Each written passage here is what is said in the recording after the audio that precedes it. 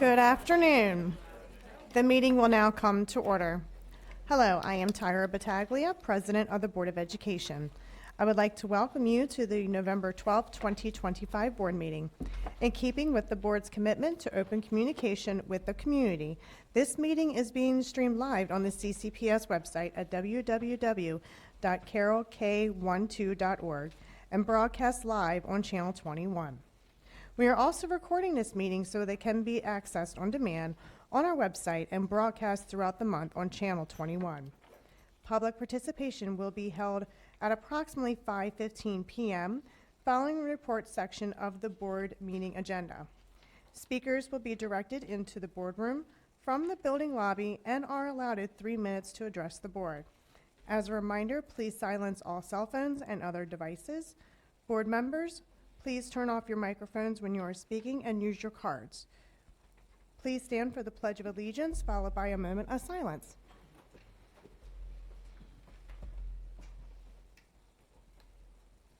I pledge allegiance to the flag of the United States of America and to the republic for which it stands, one nation, under God, indivisible, with liberty and justice for all.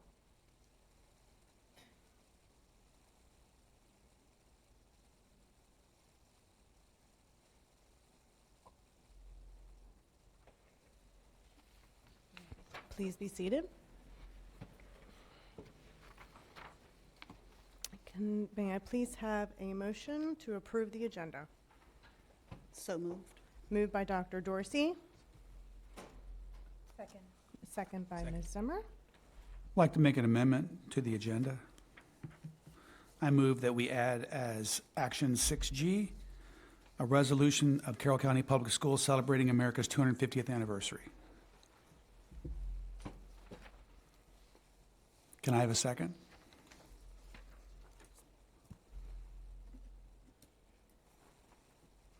I'll second that.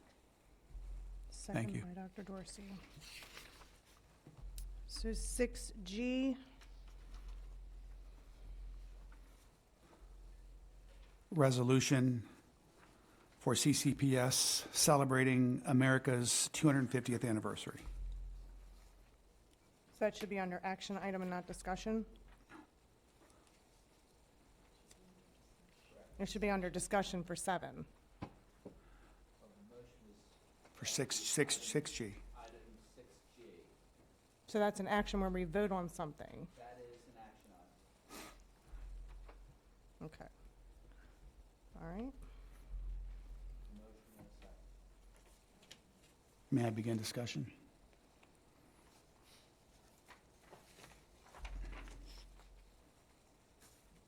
Do I have a second for that, for his discussion?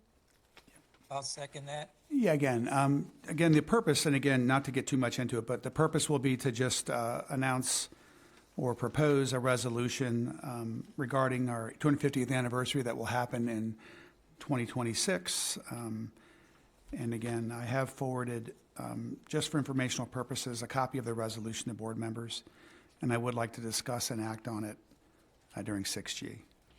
And I hope the members approve the motion so that we can add it to the agenda.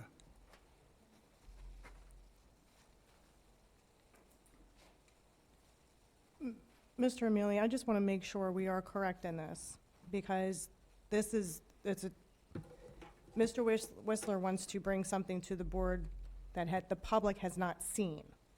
It's a resolution, as I understand it, a proposed resolution. And unlike with a policy that requires 2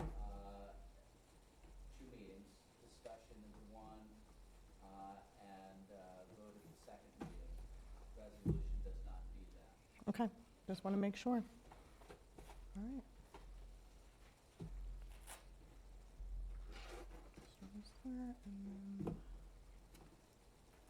Just making my notes, I'm sorry.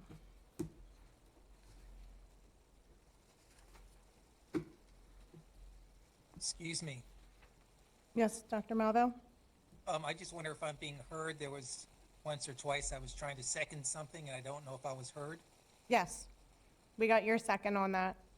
Oh, okay. Thank you. All right, is there anything else I need to do, Mr. Emili? For adding that to the agenda? Voted on. Okay. All right, so I guess I'll call to the vote to add 6G for a resolution. So I call for the vote. All those in favor signify by saying aye. Aye. Aye.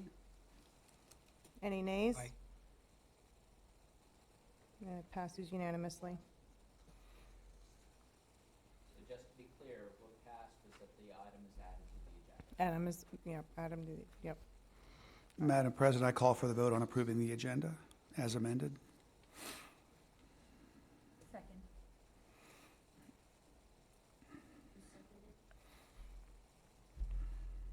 Amended. All right.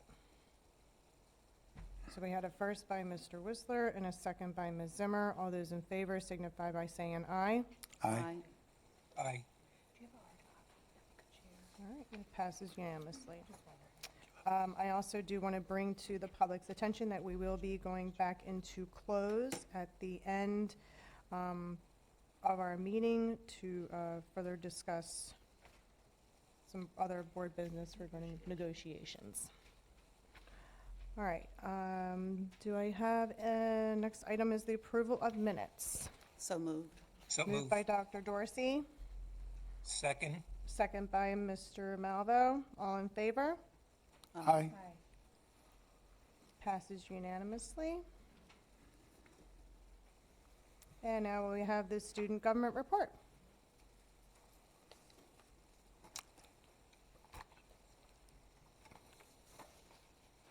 Good afternoon, board members. Dr. McCabe, thank you for your time today. My name is Mason Dean, a senior at Winters Mill High School, and your Carroll County Student Government Association president. This month, CCSGA held its first General Assembly of the year on October the 15th at Westminster High School. Here, delegates heard a welcome from Dr. McCabe, board members Ms. Battaglia and Dr. Dorsey, and a keynote from Mr. Ed Rothstein. I would like to thank you all for being a part of the event. The welcomes and wisdom that you brought were a well-received beginning to the day. Students then participated in discussions between their high schools and feeder middle schools to strengthen collaborative efforts, as well as workshops on presentation skills, time management, and a college application session with guest speaker Sydney Lipsman, an admissions officer at McDaniel College. A special thank you to Ms. Lipsman for joining us as well. The day concluded with the announcement of a fundraiser competition for the Student Support Fund. Each school is challenged with raising the most money to support the fund, helping students gain essential items for school. Thank you to all the students who attended for your continuing interest and support. We could not do this without you. In the coming months, CCSGA will be planning for the December General Assembly at Francis Scott Key High School on December the 17th. I will also join a few other members at the Maryland Association of Student Councils Fall Leadership Conference on November the 22nd at Northwest High School. Thank you all for your time today. Have a great evening. God bless. Thank you, Mr. Dean. All right, next we will move on to board member activities, correspondence, and our recognitions. Dr. Dorsey. You always begin to your right. I'll start by announcing American Education Week.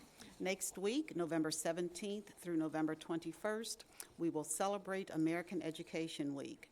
This week gives us an opportunity to celebrate public education and honor those who are making a difference in ensuring that every student receives a quality education. We are grateful to our dedicated teachers, support staff, and administrators for all they do for our students. And as always, we appreciate the continued support of our parents and the community as we work together on behalf of our schools and the success of our students. And now for my activities. On October 10th, I visited the Vietnam Traveling Memorial Wall at New Windsor Fire Department Carnival Grounds. What an awesome experience, together with members of the community, to visit this wall that stands as a reminder of sacrifices made by fallen heroes of the Vietnam War. I was able to complete rubbings of names of 2 of our Carroll County soldiers known by my family, and these 2 were among those who made the ultimate sacrifice of their lives. On October 15th, as Mr. Dean has stated, I attended the Student Government Association meeting at Westminster High School. It was certainly an honor to attend the opening of this meeting and to share a few greetings. The enthusiasm and energy of the students permeated the auditorium there at Westminster High School. So thanks to Mason Dean for the invitation to attend, and congratulations for helping to plan a meaningful day for the student leaders. October 19th through 21st, I participated in MABE's annual conference, and that conference brought together superintendents and leaders from 23 of our 24 local boards of education. Again, I personally thank Dr. McCabe, Dr. Malvo, Mr. Whistler, and Mrs. Zimmer for attending the conference this year. The conference is always a highlight for me, as participating members discuss pertinent topics of our governance role as board members. We're always grateful to have Dr. Wright, State Superintendent of Schools, and student board members from around the state share their perspectives. Also, networking with fellow board members at the conference is always very valuable. So again, it was a successful conference. I'll talk more about that in just a bit. On October 24th, I attended an Equity Committee meeting, and at that meeting, we recognized and celebrated the work of 3 committee members who are no longer on the council: Sarah Weaver, Sharon Lilly, and Ryan Melhorn. We also reviewed the schedule of the upcoming Student Equity Leadership Conference. And finally, we reviewed the elements of Teaching with Dignity as outlined in the book with that title. And that book and that information provides the focus of our work this year. So thanks to Dr. Moore for planning and facilitating the meeting. On November 6th, I met with the MABE Conference Program Committee meeting, or I met with the MABE Conference Program Committee, Members of the committee debriefed what went well for us during our conference and what could have been done differently. This led to thoughts to keep in mind for planning next year's conference. Evaluations from the attendees were not available at this particular meeting, but will be reviewed in time for our meeting next time. On November 7th, I attended the 4th Annual Student Equity Leadership Conference. Again, thanks to Dr. Moore and her team for planning this meaningful conference for students. There were at least 15 students from each high school, in addition to 2 to 3 staff members from each school. Several colleges were available with admissions and scholarship information. There was a keynote address by Logan Taylor, CEO of YB Normal. And later, students had the opportunity to meet in groups and collaborate ideas to help make their schools places where every student feels seen and valued, places that prioritize the dignity of each student. And finally, on yesterday, I attended the Veterans Day service at Garrison Forest Memorial Cemetery to honor and thank past and present veterans for their sacrifices to protect our freedoms. I received this little writing from my niece. Her name is Renee Garrick, and it was very touching, and I would like to share that with you now. It relates to our Veterans Day celebrations and to always thanking our service people for their service. And she writes, "Thank you for your service is not simply a cliche. Instead, it is a summary of thanks to those who were willing to make the ultimate sacrifice for their country and fellow citizens. It is a thank you to those who willingly gave up their presence at birthdays, holidays, and every day in between for our protection and defense. Some lost limbs, some lost family, some lost friends, and some lost themselves. Some came home whole, and some did not, but each started out with a promise. And so, to those who served with integrity, humility, and honor, we say thank you for your service. And I'll end by saying we're right here at the Thanksgiving season as well, so I'd like to wish everyone a happy Thanksgiving day and season with your families. Thank you, Dr. Dorsey. And I'd like to hear from our student rep. Thank you. So, like Mr. Mason Dean was saying, I also attended the Fall General Assembly on October 15th at Westminster High, where I had the opportunity to run 2 workshops, how to lead and networking and making connections. Both the sessions were great and lively, and it was great meeting and talking to students. It's always one of my best parts. Thanks to Dr. Dorsey and Ms. Battaglia for attending. It's always such an honor to have you guys there. Yesterday, I also attended the CCSJ team meeting where we debriefed the Fall General Assembly and finalized our upcoming winter GA on December 17th at FSK High School. I just wanted to point out a reminder that student representative on the Board of Education applications are out, and if you are interested in applying, you can always reach out to me or your SGA advisor. It's the role that I have right now. It's such an honor. I will be hosting some Schwab interest webinars in the following months, so keep an eye out for dates to be released on the CCPS Schwab Instagram account, all lowercase, no space. I'm also, like Mr. Mason Dean stated, super excited to be going to the MASC's Fall Leadership Conference November 22nd. It is always inspiring to meet new people from all over the state.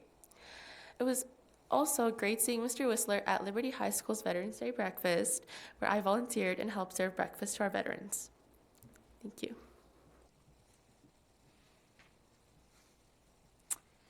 November has been designated as National Career Development Month. Career and technical education is an important part of the blueprint for Maryland's future. Carroll County Public Schools provides many opportunities for students at all grade levels to explore careers. We appreciate the staff members and local businesses who help our students discover career options and prepare them for a successful future. On Friday, September 17th, I attended the 4th annual Carroll County Women's Conference at Carroll Community College. On September 20th through 22nd, I too attended MABE's annual conference. A special thanks to Dr. Dorsey, a member of the conference planning committee, for her time and dedication in making this event a success. Earlier today, I told Dr. Dorsey it was her swan song. She really was she really was amazing. So thank you so much. On Friday, September 24th, I attended a Title I focus group. On Tuesday, October 4th, I attended a Leadership Carroll Education Day planning meeting. Leadership Carroll is a program through the Carroll County Chamber of Commerce. On Thursday, October 6th, I attended a Security Council meeting. Yesterday, I sent my kiddos off to school with a flyer for the Wall of Honor that Cranberry Station is doing for veterans. So a special thank you to all of our veterans, especially my colleague right next to me, Mr. Whistler. Thank you for your service. And finally, my spotlight of the month was visiting Carrolltown Elementary School on Thursday, October 30th. I had the pleasure of spending time with Principal Becky Dupree and visiting Miss Nicole Trotz's kindergarten classroom. Every time that I visit Carrolltown, I'm impressed by the calm and focused atmosphere that reflects strong leadership and a culture of respect throughout the whole building. During my visit, I sat in on an English language arts lesson where students were working on sequencing. Ms. Trotz was using Foundations, a structured multisensory phonics program that helps children build early reading skills through hands-on activities focused on letter sounds, handwriting, and word building. I observed students actively tapping out words, practicing letter formation, and applying their developed literacy skills with confidence. I also had the pleasure of meeting a Stevenson University student who's completing her internship at Carrolltown. She's also a Carroll County Public Schools graduate. Stevenson University works closely with local school systems, including ours, to provide educational majors with valuable hands-on classroom experience. These partnerships help strengthen the pipeline of future teachers and support students pursuing careers in education within our community. The visit highlighted the intentional, research-based instruction in our schools and the collaborative efforts and support student success. I sincerely appreciate Principal Dupree and Mrs. Trotz for their warm welcome and allowing me to observe the meaningful work that they are doing with our students every day. Thank you. I was going to go ahead and let Mr. Malvo go ahead and speak. Greg? Thank you. Yes. Just a moment here. It's important for our schools to serve the needs of all families. November is also noteworthy in that it's the National Homeless Youth Awareness Month. An issue that may be overlooked, yet a real concern, is the needs of our students and families who find themselves in difficult circumstances, including homelessness. Every year, we have homeless families with children who attend Carroll County Public Schools who need support. I spent time this month with area staff, particularly at Crossroads Middle School and Gateway High School, that serve students from the whole county to better understand resources we have in place to assist homeless students and their families. And I'd like to share. I'm pleased to report that there are strong efforts that are being made to serve our at-risk students. GAPS, or in other words, the guidance and pupil services, which are made up of school administration, assist students with risk management, homelessness, and continued attendance.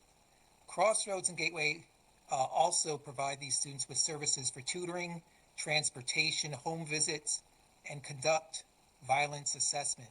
This is all due to the hard work of a PPW, or a pupil personnel worker. Thank you, Mary Noggle, for your excellent work that you do as the PPW for Crossroads and for other schools. Mental health therapist TJ Larimore, he also related that every student gets free and reduced meals at Crossroads. And in addition, the homeless students and their families are directed to a food pantry, clothing closet, a school supplies closet, community services, and clubs, including the Boys and Girls Club. And in addition, these students and families with homeless status receive grant funding for tutoring, transportation, and more.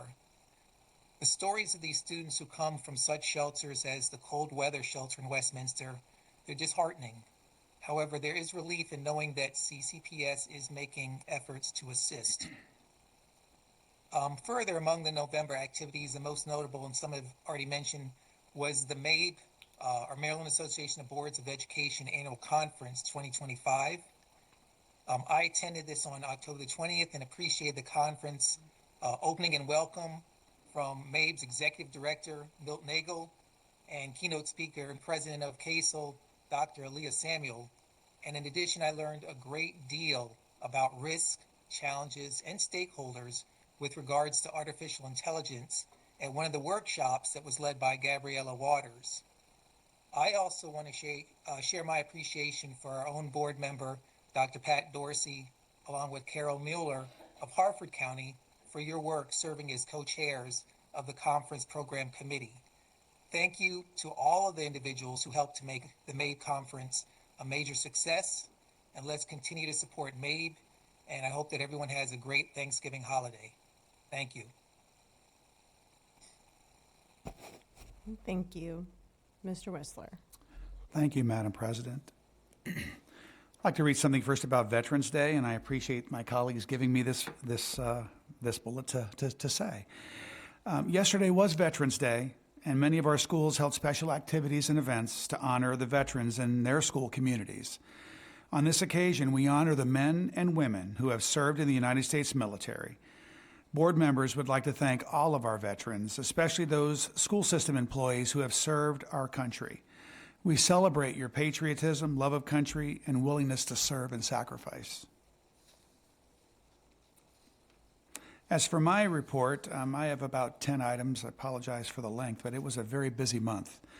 On October 9th, after all the festivities, I unfortunately missed the ceremony, but on October 9th, I did manage to visit the Vietnam Traveling Memorial Wall in New Windsor after I attended an event in Frederick County. The town of New Windsor and Babylon Vault did an amazing job helping our country pay our respect to over 50,000 people who lost their lives in that conflict. I, too, managed to scratch a few names off of that wall that were my family members. I heard that there were a lot of field trips also for folks going to the wall for our school system. So it was just a great opportunity to get our kids invested in that piece of history and touch it for real. On October 11th, I attended the North Carroll Business Alliance Fall Gala in Upperco. Former Senator and now retired Maryland Supreme Court Judge Joe Getty offered us a terrific PowerPoint presentation on the founding of Manchester and its development to present day. He talked a lot about the historic leaders, those important prominent figures in Manchester. It's just a fantastic learning event that I wish we could have shown to every one of our students. On October 12th, I attended the Manchester Wrestling Crab and Oyster Feast at Fireside on Main in Hampstead. It was great meeting so many school system parents and hearing how sports play an important role in our schools and the lives of their children. On October 16th, I attended the Special Education Community Advisory Committee meeting at Carroll Springs School. After the CCAC meeting, I was able to stop by and experience the tail end of our VOTEC open house at the Career and Tech Center and talk with parents there as well. I really appreciate the active involvement of all of our parents in CCPS on our committees and also getting their kids the information they need for VOTEC. I attended with my colleagues the MABE, or Maryland Association of Boards of Education Conference in Annapolis on October 20th and 21st. I collaborate extensively with Board of Education colleagues across the state virtually, and it was very nice seeing them in person to share best practices and policies that help our educators and students. Terrific job again to Dr. Dorsey for co-coordinating, right? You were a co-coordinator, co-coordinating a meaningful event. It was my second time attending, and again, just a great thing that we take away from attending, so I appreciate your involvement with that. On October 29th, I attended an Artificial Intelligence in Education Policy Working Group at the Heritage Foundation in Washington, D.C. Board of Education colleagues from across the country and I heard from AI policy experts on how best to use and be cautious of and about artificial intelligence. It really opened my eyes as to how we must prepare a comprehensive policy for Carroll County that not only integrates AI, helps to educate our kids about AI, but also preserves the very important foundational learning practices we have for our students. We discussed many ways to protect student data, use AI to improve operational efficiency in our school systems and how we do operations, even use AI to enhance educator professional development, and assure transparency for parents, and also use AI to create even better curriculum for learning. So it was a very, very good learning opportunity for me, which I will pass notes to my colleagues here soon on. On November 6th, I attended the monthly Agra breakfast meeting at Bogger's Restaurant in Westminster. The presenter this month was a farmer in Hampstead who uses organic methods on his farm to create a variety of high-end products they sell at farmers markets throughout the region. Again, a very educational experience. On November 8th, I attended the Marriage and Relationship Education Center, or MREC's Vision Dinner 2025, held at St. John's Portico in Westminster. MREC has been an incredible partner in our CCPS schools for nearly a decade, and I'm really appreciative of their efforts to help students understand how they can build healthy relationships with one another. On November 11th, I attended 2 Veterans Day ceremonies in our schools. The first was with my colleague there at the end at Liberty High School, where my son is a sophomore, and the other was in the afternoon with folks at Hampstead Elementary. The staff did an incredible job, and I got to tell you, as a retired naval officer, I'm especially grateful for all of them paying tribute each year during this time to our military men and women. The students were fantastic, and I think they learned a great deal from the presentations held at both schools. On November 12th, I attended the student technology use special session held earlier here today on November 12th. Over the past month, I've received a great deal of input from the community, both through mail and in-person conversations about ideal ways to use technology in our schools. And I think we had a pretty meaningful conversation today about that, so I really appreciate that. And then I have two more points I want to end with. One, the government shutdown has really affected a lot of people in our county. In Carroll, we have a lot of employees that rely on federal jobs, federal wages, a lot of military, and a lot of families are hurting right now, not being certain when the next check's going to come in. Some of you even missed paychecks. And I know that's taken a toll on not only our educators who may have family members that work in that sector, but also our students who come to school each and every day. So I want to thank our educators for being mindful of that, being supportive of our students and our families during this really trying time for many families in Carroll. And then also, I just want to wish everybody a very happy and safe Thanksgiving. We have a lot to be thankful for in this country, and I'm very thankful for all of you.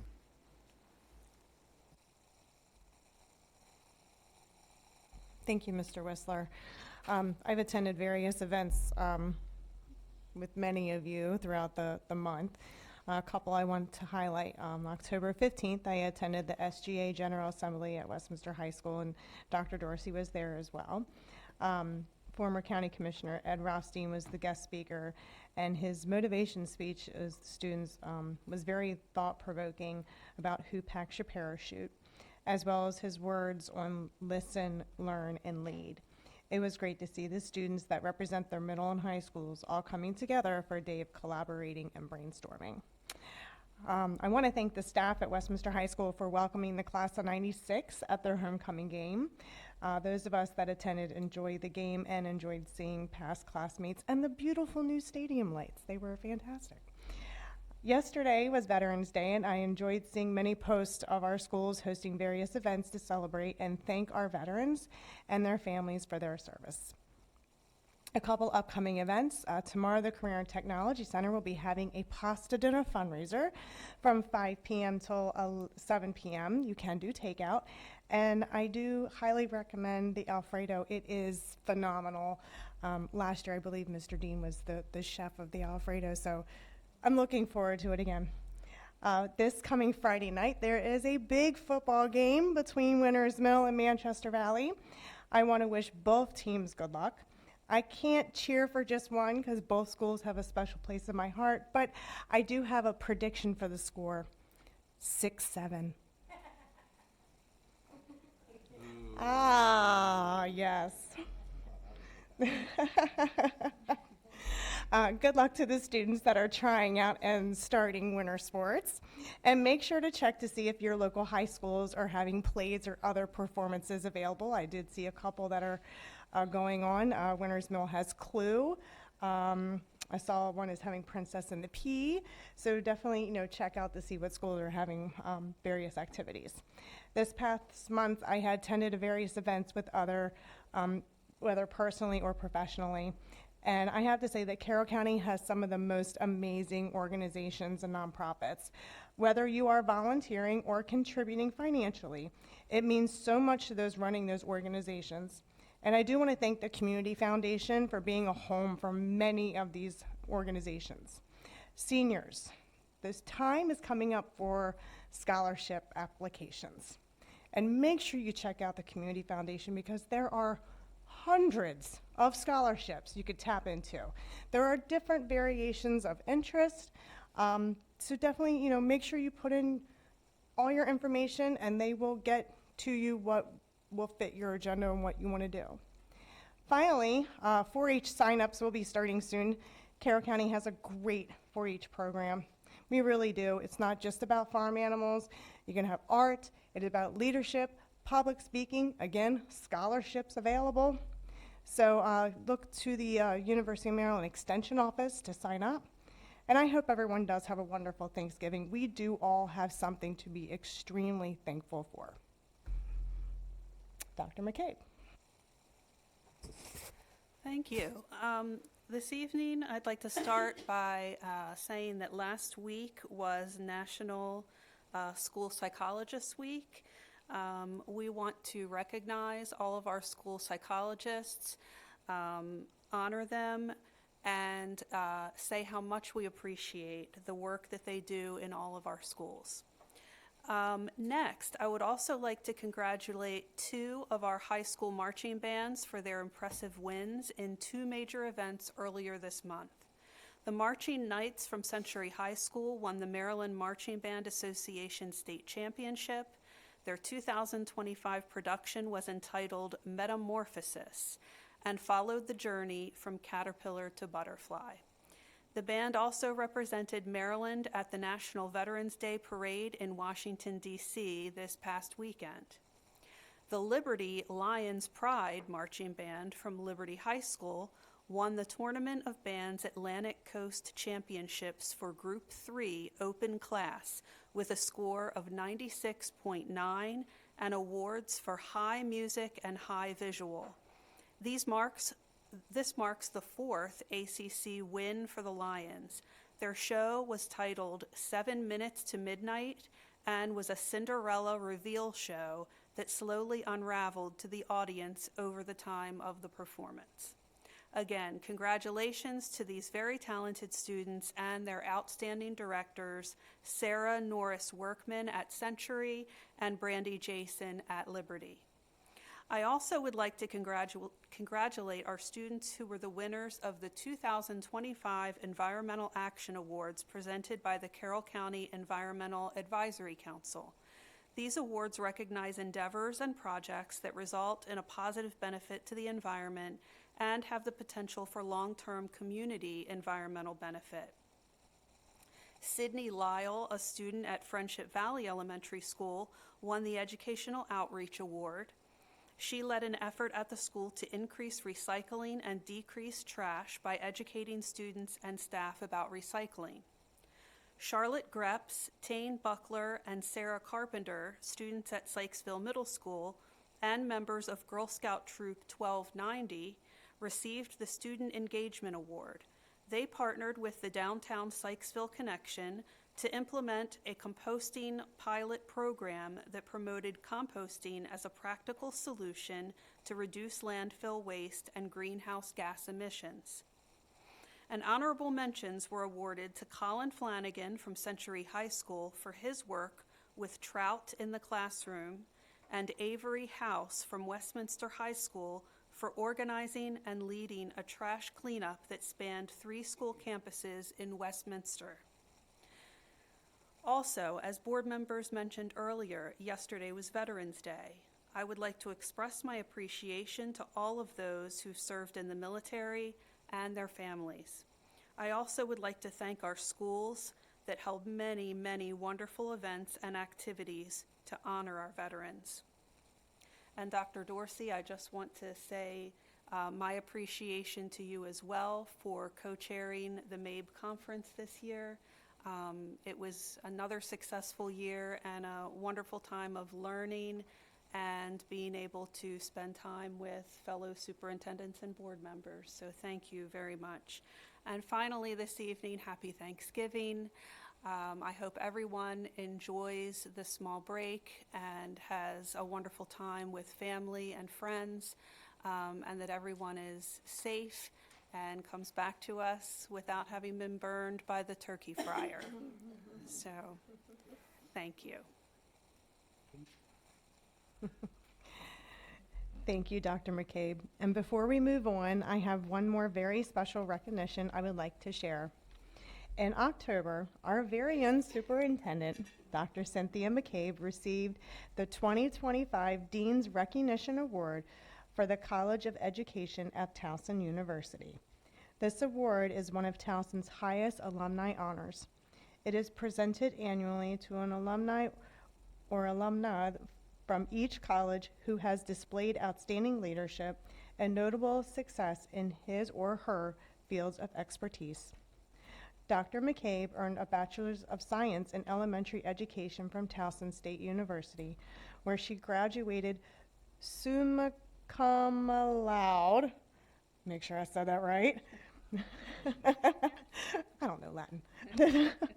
Over the years, she has returned to Towson as an educator, teaching both undergraduate and graduate courses. She has also spent multiple summers working at the university's Gifted and Talented Camp for elementary students. This year, Carroll County Public Schools formed a partnership with Towson University to launch a new teacher induction program.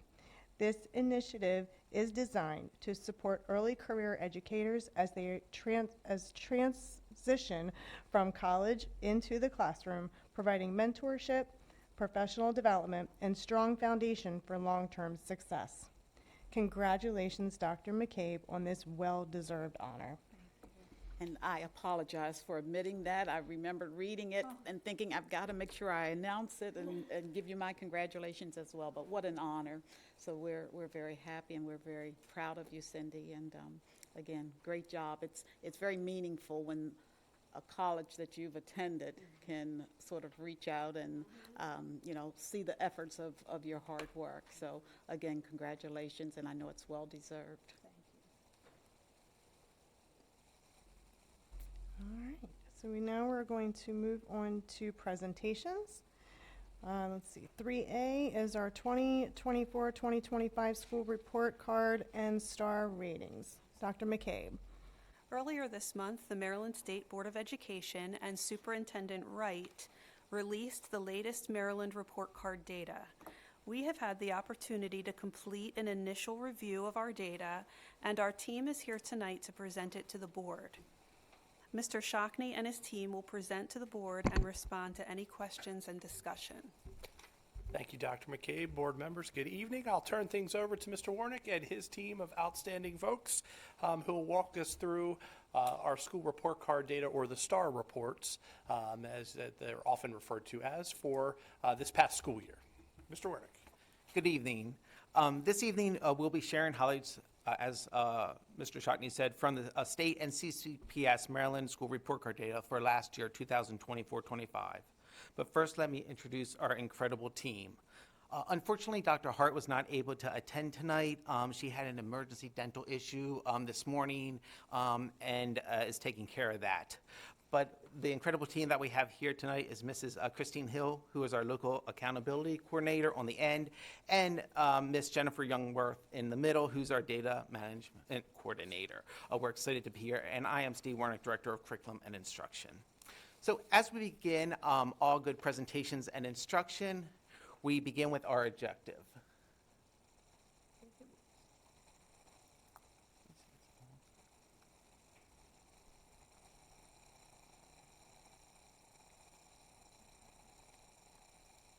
Okay. There we go. So our objective is, again, we're going to share the Maryland report card data. We're actually going to do some comparing from 2023-24 to 2024-25, which was last year. This will be through discussion, and it's really to ensure that we're looking at our school performance, that we're monitoring it, and that we're using the data to make informed decisions at central office as well as at the school level. So as we begin with our Maryland State Department of Education Maryland report card data highlights, we have several slides at the state level. So this evening, I am going to share these highlights, but I'm actually going to have Mrs. Youngworth advance to the screens that share some visuals that highlight what I'm speaking to as I share some of this data with you. So 86% of the schools in Maryland earned a star rating of 3 or higher during the 2024-25 school year. 43% earned a star rating of 4 or 5, which was actually a 2% increase over the school year 24 or 23-24 school year. There was 19% decrease in the number of schools receiving 2 stars, due to the majority of schools increasing their star ratings, as I shared earlier. As we know, and we shared at our MCAP data discussion earlier, we know that our multilingual learners, our economically disadvantaged students, and our students with disabilities groups perform lower than our all-student groups. With that being said, 75.7% of schools had no change in their star ratings at the state level, 14.8% increased by 1 star, no schools increased by 2 stars, but 9.4 decreased by 1 star, and 1/10 or 0.1 decreased by 2 stars. Individual school reports can be found on the Maryland Report Card website, mdreportcard.org. This slide actually provides our CCPS star rating compared by level. And I want to do just a quick summary. At the elementary school level, we had 2 less schools with 3-star ratings and 2 more 5-star ratings. And the number of schools with 4-star ratings remained the same. So we decreased at the 3 stars, increased at the 5 stars, and 4-star schools remained the same at the elementary level. At the middle school level, we had 1 less 3-star rating and 1 more school with 4-star ratings. We did not have any at 5 stars. At the high school level, we no longer have schools with any 2-star ratings, 1 more 3-star rating, and the number of schools with 4-star ratings remained the same. As noted at the bottom, Pars Ridge and Crossroads Middle did not have any data at this time to share. According to MSDE, the Maryland School Report Card describes the school's performance on the Maryland Accountability System and communicates this information to their stakeholders. And that information is based on the indicators as shown both at the elementary school level, the middle school level, and the high school level. Schools are measured by different indicators based on grade bands, and schools have the potential to earn a score of up to 90% or 100 points. The indicator will be discussed more in related to grade bands throughout the presentation. Okay. Now, Mrs. Youngworth and Mrs. Hill will share the CCPS Maryland Report Card highlights by grade bands. Within each report card domain for elementary schools, there are several items that contribute to the overall number of points awarded. Note while this slide says measures at the top, MSDE is transitioning to the terminology of indicators, which you'll see on the slides going forward. These indicators are the same as the 2024 school year. All of our elementary schools continue to qualify for the same indicators as the prior school year. In other words, there was no change from 2024 to 2025 school years in the indicators used to accumulate the scores. This chart compares elementary school ratings of the 2024 and 2025 school years within the green bars representing 2024 star ratings and the blue bars representing 2025 school ratings, star ratings, excuse me. The county average has maintained an overall 4-star rating, as you can see with the first 2 columns. Yet we have 2 new 5-star schools and 3 new 4-star schools. Our highest performing school performed better than 94% of Maryland schools, while our lowest performing school performs better than 24% of Maryland schools. This chart shows us how our elementary schools performed as a county in each indicator. We have an overall score of 66.8 out of 100 as compared to 65.2 in 2024. As a whole, among all of our elementary schools, we experienced improvements in all 4 indicators comparing 2024 to 2025 school years. This chart parses out each indicator by individual elementary school as compared to the 2024 school year. Usually when our team gives presentations, the asterisk indicates identifiable data. For the Maryland Report Card and this presentation, a single asterisk has been placed in the areas where not enough data can be gathered for MSDE to calculate points earned. This is shown within the progress in achieving English language proficiency indicator, and schools affected have been identified with a double asterisk next to their name. Any schools that did not qualify for points in progress in achieving English learning proficiency have been scored out of 90 of total possible points. Please keep in mind that each school's total possible points could be different. To summarize the Maryland Report Card performance for our elementary schools, we experienced an increase in 5-star schools. Most of our schools experienced decreases in academic progress, while most schools increased in academic achievement and school quality and student success. And as stated previously, elementary schools overall slightly increased to 66.8. Mrs. Hill will now share the Maryland Report Card results for Maryland middle school and high school schools for Carroll County. Okay. Our middle school indicators are very similar to our elementary indicators, and they did stay the same from 2024. It should be noted that the academic progress for middle schools does include the percent of students scoring proficient on the MCAP Grade 8 MISA and the Grade 8 Social Studies assessments, and that school quality and student success also includes the percent of students enrolled in computational learning. This bar graph compares 2024 and 2025 middle school star ratings. One of our middle schools did increase from 3 stars in 2024 to 4 stars in 2025, and the rest of our middle schools maintained their ratings.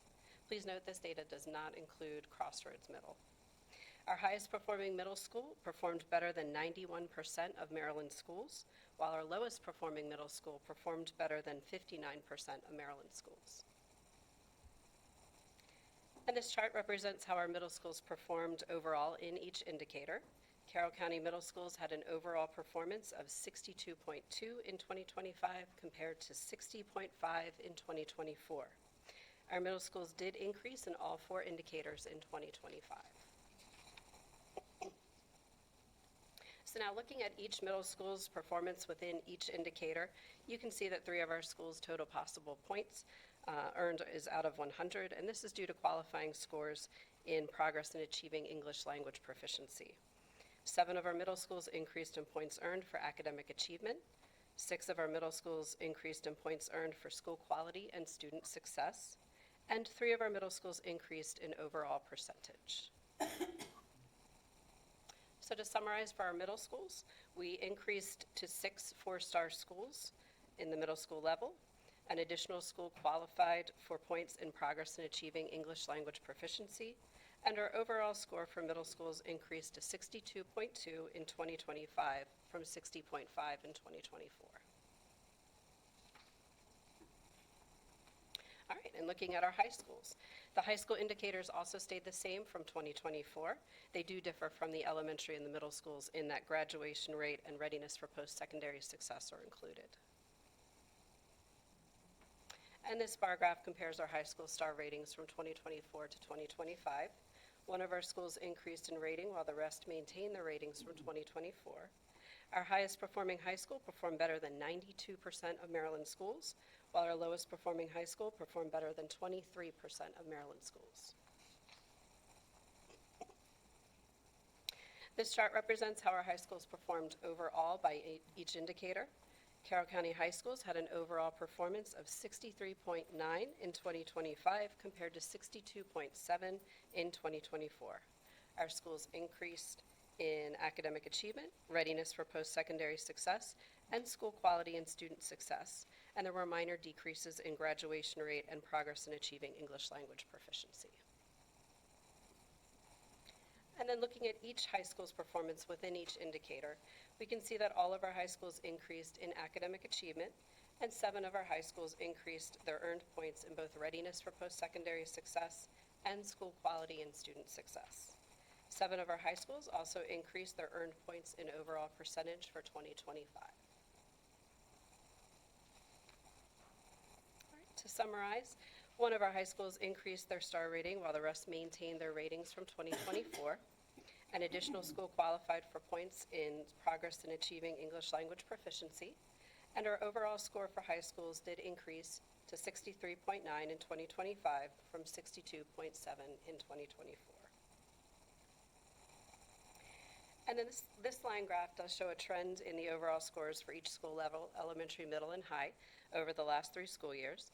The blue line marked with a circle labeled E is for elementary. The orange line marked with a triangle labeled M is middle, and the green line marked with a square labeled H is for high schools. In general, our elementary schools are rebounding as they've increased over 1.5% from last year. Middle and high schools are on the rise, with middle schools increasing over 5% in the past 2 years, and high schools increasing approximately 1.5% in the past 2 years. And we have shared some data during this presentation, but of course there is a lot more on the Maryland Report Card website. And now Mr. Wernick will discuss our next steps for our schools. So within our next steps, many of these we had shared when we gave the MCAP discussion presentation several months ago, because many of the MCAP indicators align with the Maryland School Report Card indicators. So in general, our school and central office administrators and instructional teams regularly analyze this data, both at central office and at the school level, and we respond accordingly to instructional strategies that meet the needs of our varied learners and students. We are providing targeted professional learning sessions throughout the year that are grounded either in data analysis, centered on evidence-based strategies and instruction, as well as high-impact instructional practices that align to our curriculum. And as we shared in the past, we have our formative assessments or our common assessments that allow us to progress monitor for our students, that support our teachers, and then providing differentiated instruction to the students based on those results. And we're here to answer any questions that you may have. I just have a comment. I looked at the section of the STARS ratings that relate to student attendance, chronic absenteeism. First of all, I'm really happy with the results, don't get me wrong. I mean, I think we were, second in the state with elementary schools and third in the state with middle schools as far as progress. That's wonderful. But just wondering if there's something more we could do. And again, obviously, the onus is on parents, right? But we've really got to cut down on these areas where we can just get kids to school. We can have even better STARS ratings. But I did see some improvements in some of those. But if you look at the data, the ones that had the lower STARS they had very low marks in that attendance area. And I'm just curious if there's a strategy. I know that's the next topic. Yes. Yes, and we've noticed the same pattern that attendance is really important in the STAR data. And so with Mr. Streeker's presentation next, he's going to go into more detail about what our attendance looks like and what our strategies are. Mr. Shockney? Yeah, don't want to steal any of Mr. Streeker's thunder, but lots of proactive and reactive strategies being employed with attendance, because you are correct, Mr. Whistler. Attendance is often one of a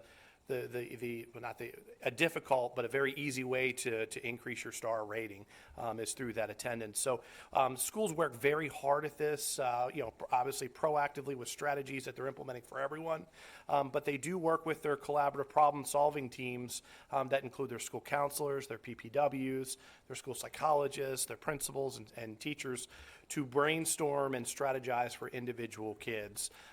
When we're looking at a student with chronic absenteeism, we're problem solving that at the individual level, trying to help that student, help that student's family, eliminate as many barriers as we can. But I take advantage of the opportunity to say that families, we continue to need your help in that area to get our kids here and get our kids here every day. So Thank you. I have a couple questions and a comment. First, my comment about the academic progress.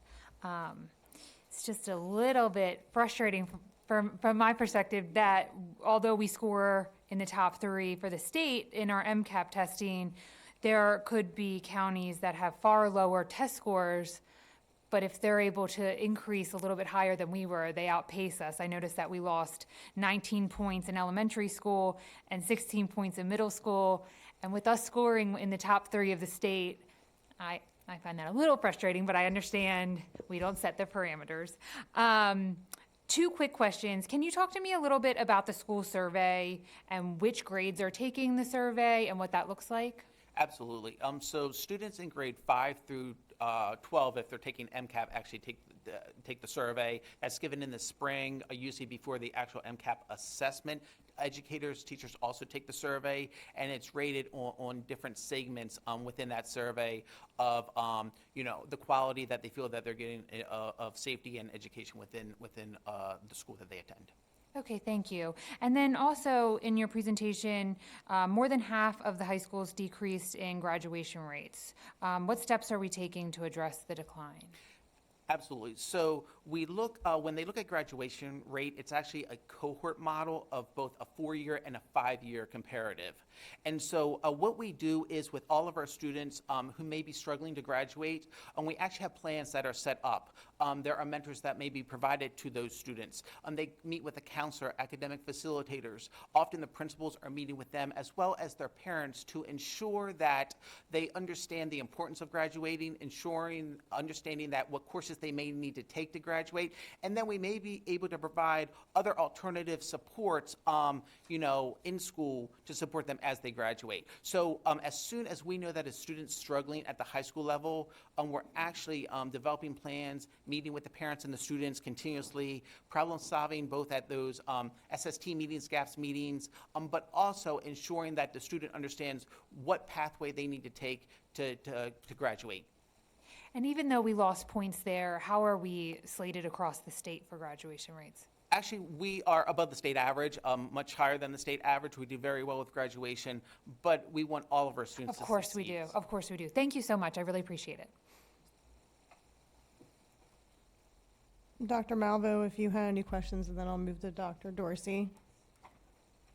Just maybe one quick comment, like even more so than the graduation rates, academic achievement. I was looking at that. I mean, it's great that our high schools are performing, our best high schools performing 92% above the state average, even our lowest, 23% above all the state schools. But for example, at the high schools, less concerned about the graduation rate. They were concerned 14.2 out of 15, but the academic achievement 17.3 out of 30. I just want to make sure, and maybe this could be answered for me. Is there a correlation where we need to be concerned about the high graduation rate, but yet we want to make sure our curriculum is providing exactly what our students need as they're graduating with that kind of lower score, 17.3 out of 30? Is there anything you can comment on that for us?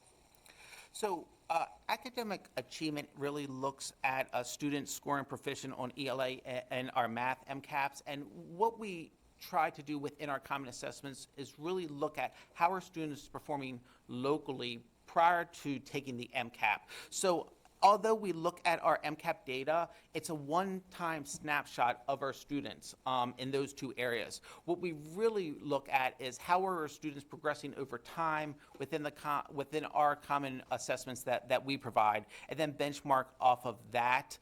And so we feel that our students, as they're going to college, as they're going into a career, that they are very well prepared. We also hear sometimes when our students are coming back that they were prepared well through Carroll County Public Schools. So that's really what we look at.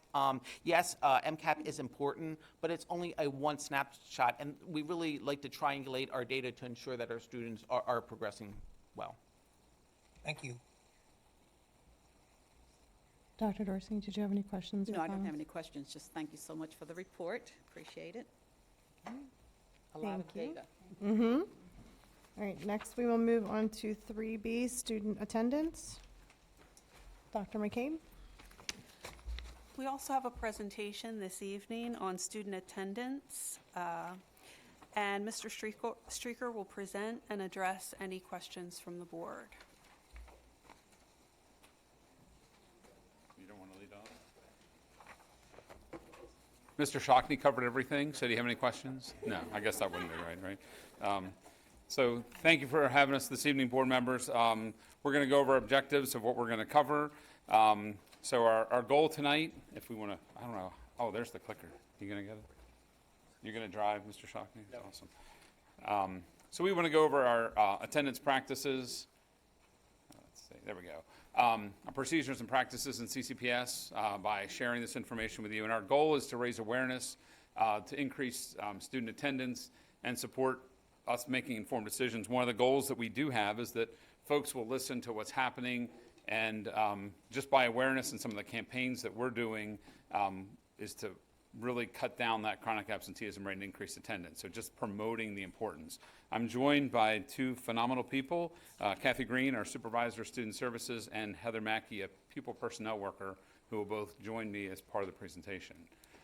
So first thing I want to review is our CCPS attendance rate, just to kind of give you where we are relative to the state. So we are in this one you want to be on the top, which we are. We're the blue. Our attendance rate's increasing, from 92.8 to 93.3 over the past 3 years. So we're seeing a slight uptick. We're also at I wouldn't say the ceiling. We want to get to 100, but the reality is we would never have every student in school every single day. So we do want to get to the highest rate we can, but we're pushing the upper limit. So we're in a good place overall attendance as a school system. We rank in the 3rd to 4th in the state, depending upon the year in general. The orange below is the state average attendance over the past 3 years. So you can see that we're over the state, but even in the state world, the state's at 91.9, we're at 93.3, so we're close. And if you look at the systems that are ahead of us, it's less than 1% ahead of us. So you're talking 0.5% in their top tiers of system attendance. So while we are in the 3rd to 4th range, we're within 0.5% of everybody. The chronic absenteeism rate, which just to make sure we're clear on what that means, is these are students who are absent for any reason.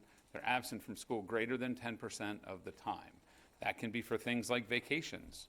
That can be things like international travel, which we actually see an uptick in. And then, of course, that could be for things like kids have a chronic illness or some other situations going on where their absence rates are higher. And we're going to talk about how we're trying to address that and some systemic things we're putting in place now. This is a state initiative to reduce chronic absenteeism. So you can see here we're the blue. Again, we're the same color, but we're on the low side, which is where you want to be. Again, we're in the 3rd to 4th in the state here. We're 19.5% in chronic absenteeism, way higher than we want to be. We have analyzed the data, and a considerable number of our students are in, I'll use the terms, the 87 to 92% range. So if we can maintain those students that are between 90 and 92 who are currently not chronically absent, maintain that, and bring those kids up from the high 80s over the threshold over 90, we'll have tremendous increase. And we have some specific initiatives that I don't want to steal thunder for. Okay? So Ms. Green is going to take over from here. Thank you. I'll click it. All right. Like it. Good evening. It really takes a village to achieve these attendance results, and I want to acknowledge that we're very fortunate that our local community values and supports education, that our parents are actively participating in their children's learning. We have wonderful, engaged students who show up eager to learn every day, and we have a dedicated staff who provide ongoing support so our students meet with success. The school system has set a high standard for student attendance, and school staff implement consistent policies and procedures across the system to address attendance concerns. Our schools are leading this important work with proactive steps to encourage attendance. Staff work to ensure a safe, supportive, and welcoming learning environment for all students. Positive relationships are critical to student engagement and success. This starts with the bus driver who greets the students on their ride to school, and with staff who welcome students in the morning.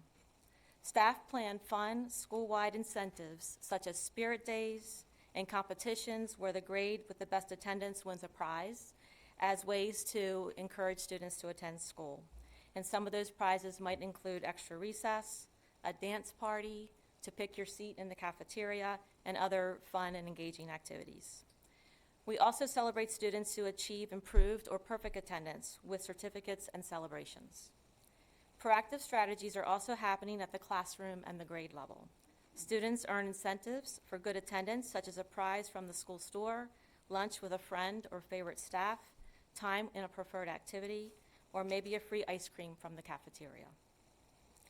All of our schools hold regular student service team meetings, which Dr. Malvo mentioned earlier, to review student attendance data.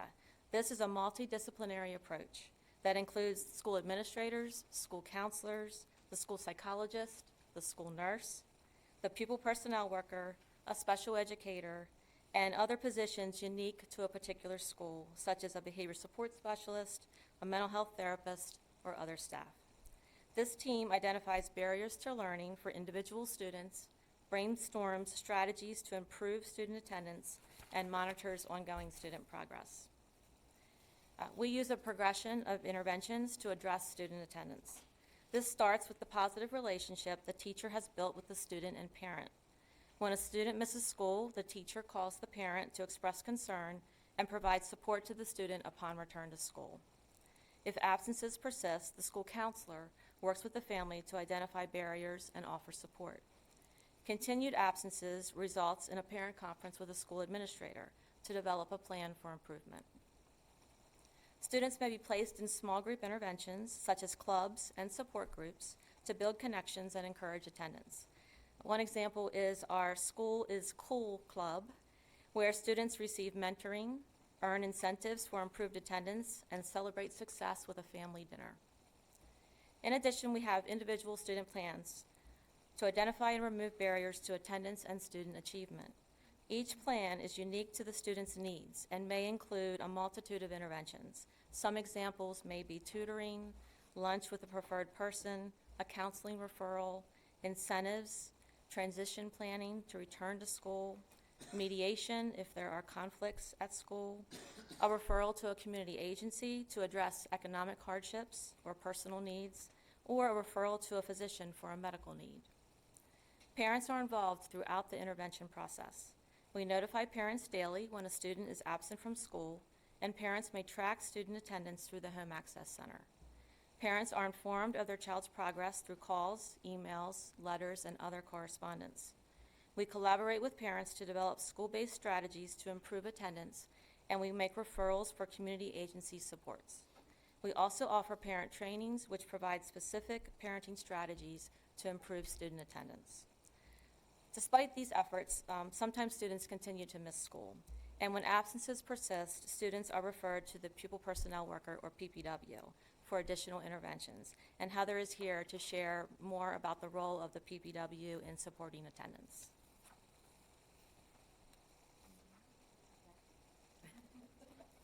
Good evening. When school-based teams, of which PPWs are an integral part of, have exhausted many of the interventions and incentives that Ms. Green just spoke about, PPWs collaborate closely with parents to meet students where they are through referrals to school and community resources. The slide you're looking at is not an exhaustive list of resources, but it highlights our most frequently used interventions. PPWs make direct connections with our chronically absent students through home visits to identify barriers, provide parent training, and when necessary, transport families to community resources. RIBS, which is Removing Barriers to Student Success, is an individualized evening program for elementary through high school students held on the Gateway School campus. The goal for this program is to identify barriers to attendance and help students successfully reintegrate into the classroom. The Carroll Community College Mediation Program is a third-party partnership that helps engage families and schools collaboratively to improve attendance. The Boys and Girls Club is an after-school program for elementary and middle school students that we've had a long-standing relationship with here in the county. They focus on providing academic support, mentorship, and physical activities in a safe environment that encourages leadership and positive choices. They recently added a behavioral health component to their program, which has added another level of support for our students. CC STARS, which stands for Stand Tall and Remain in School, provided through ABH Advanced Behavioral Health, is a mental health program providing intensive support for children and families struggling with chronic absenteeism and school refusal.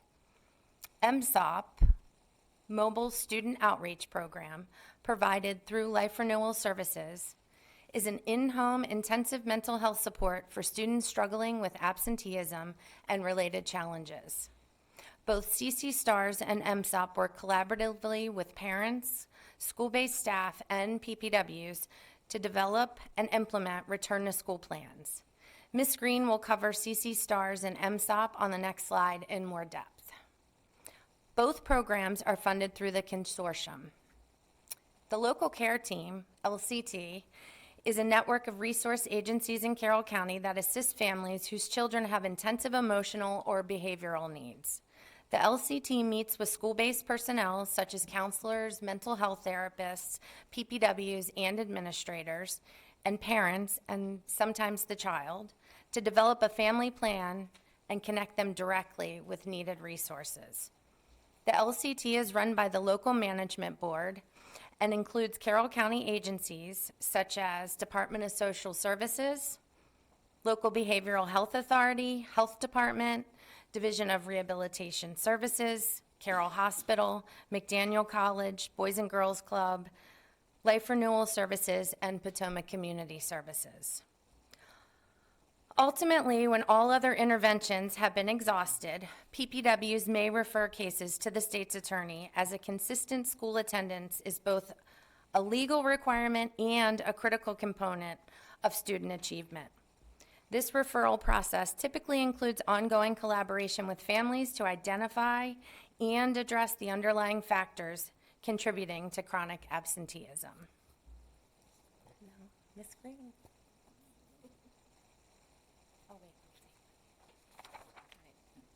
Thank you, Heather. As Mr. Streaker mentioned, we have some new initiatives this year, and we really are focusing on students with chronic absenteeism, students who miss in that 10 to 15% window of absences. You may have noticed, if you are a parent in the school system, that we launched a parent messaging campaign to raise awareness about the importance of regular attendance and to promote good attendance habits. In August, we sent out a welcome back to school message. In October, we sent a fall into good habits message, and we included some sample morning and evening routines that parents can use to help to ready their child for school and to get their child to bed at a reasonable time. And we just most recently sent our November message along the theme of Thanksgiving and being thankful for our school community for supporting attendance. So stay tuned. We will continue to issue an attendance message throughout the remainder of the school year to raise awareness. We are continually looking for new ideas, and at the state level, chronic absenteeism is also a focus. So our student services team have been working throughout last year and again this school year to meet regularly with our colleagues across the state. And we are sharing ideas and resources and brainstorming creative ways to improve student attendance. We are collaborating with community partners who work directly with our students and parents to remove individual barriers.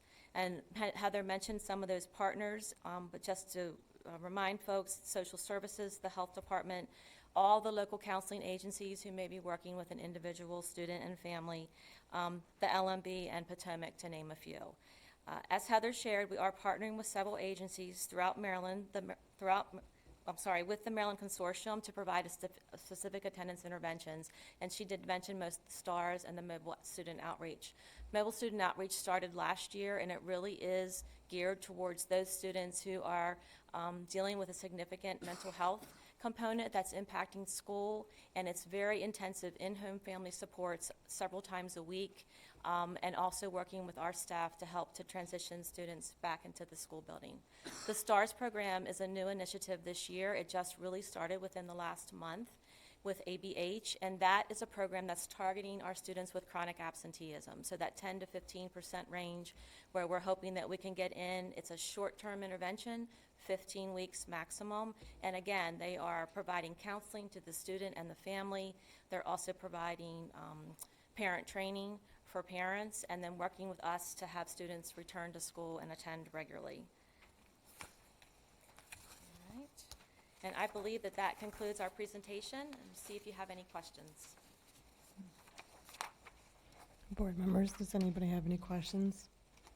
Ms. Zimmer?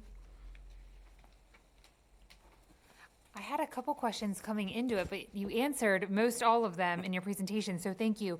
Just one quick question. Are there any particular schools or grade levels with notably higher rates? I don't know that specifically off the top of my head, but we, as a team, we're looking at this data. Our schools do look at it themselves, but to the larger group, I will tell you that in general, the elementary schools, we have better attendance at elementary, followed by middle, followed by high. But that being said, I think it's important to recognize all of our schools' attendance consistently are outperforming our multiple partners throughout the state.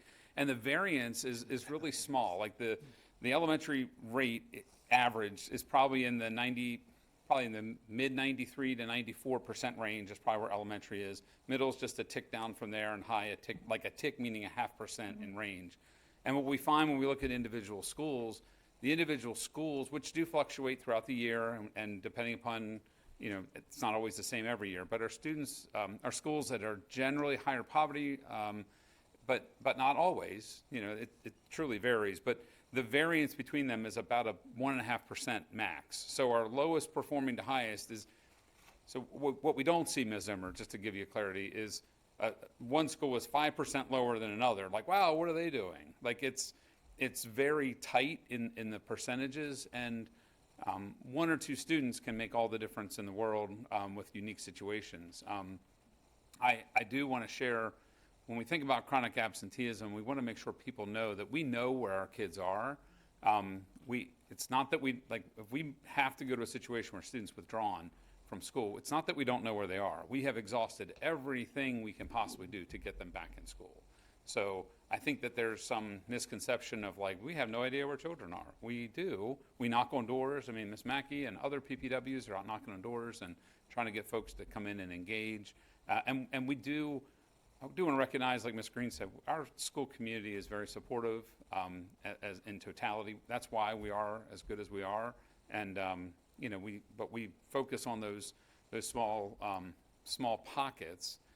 But to make the biggest shift, back to the earlier, Mr. Whistler, to your point about the STAR shift, we've made some specific systemic initiatives. And every level is doing different things. I'll give a shout out. Middle school, we did something we specifically targeted in their data achievement teams, the special related arts teachers.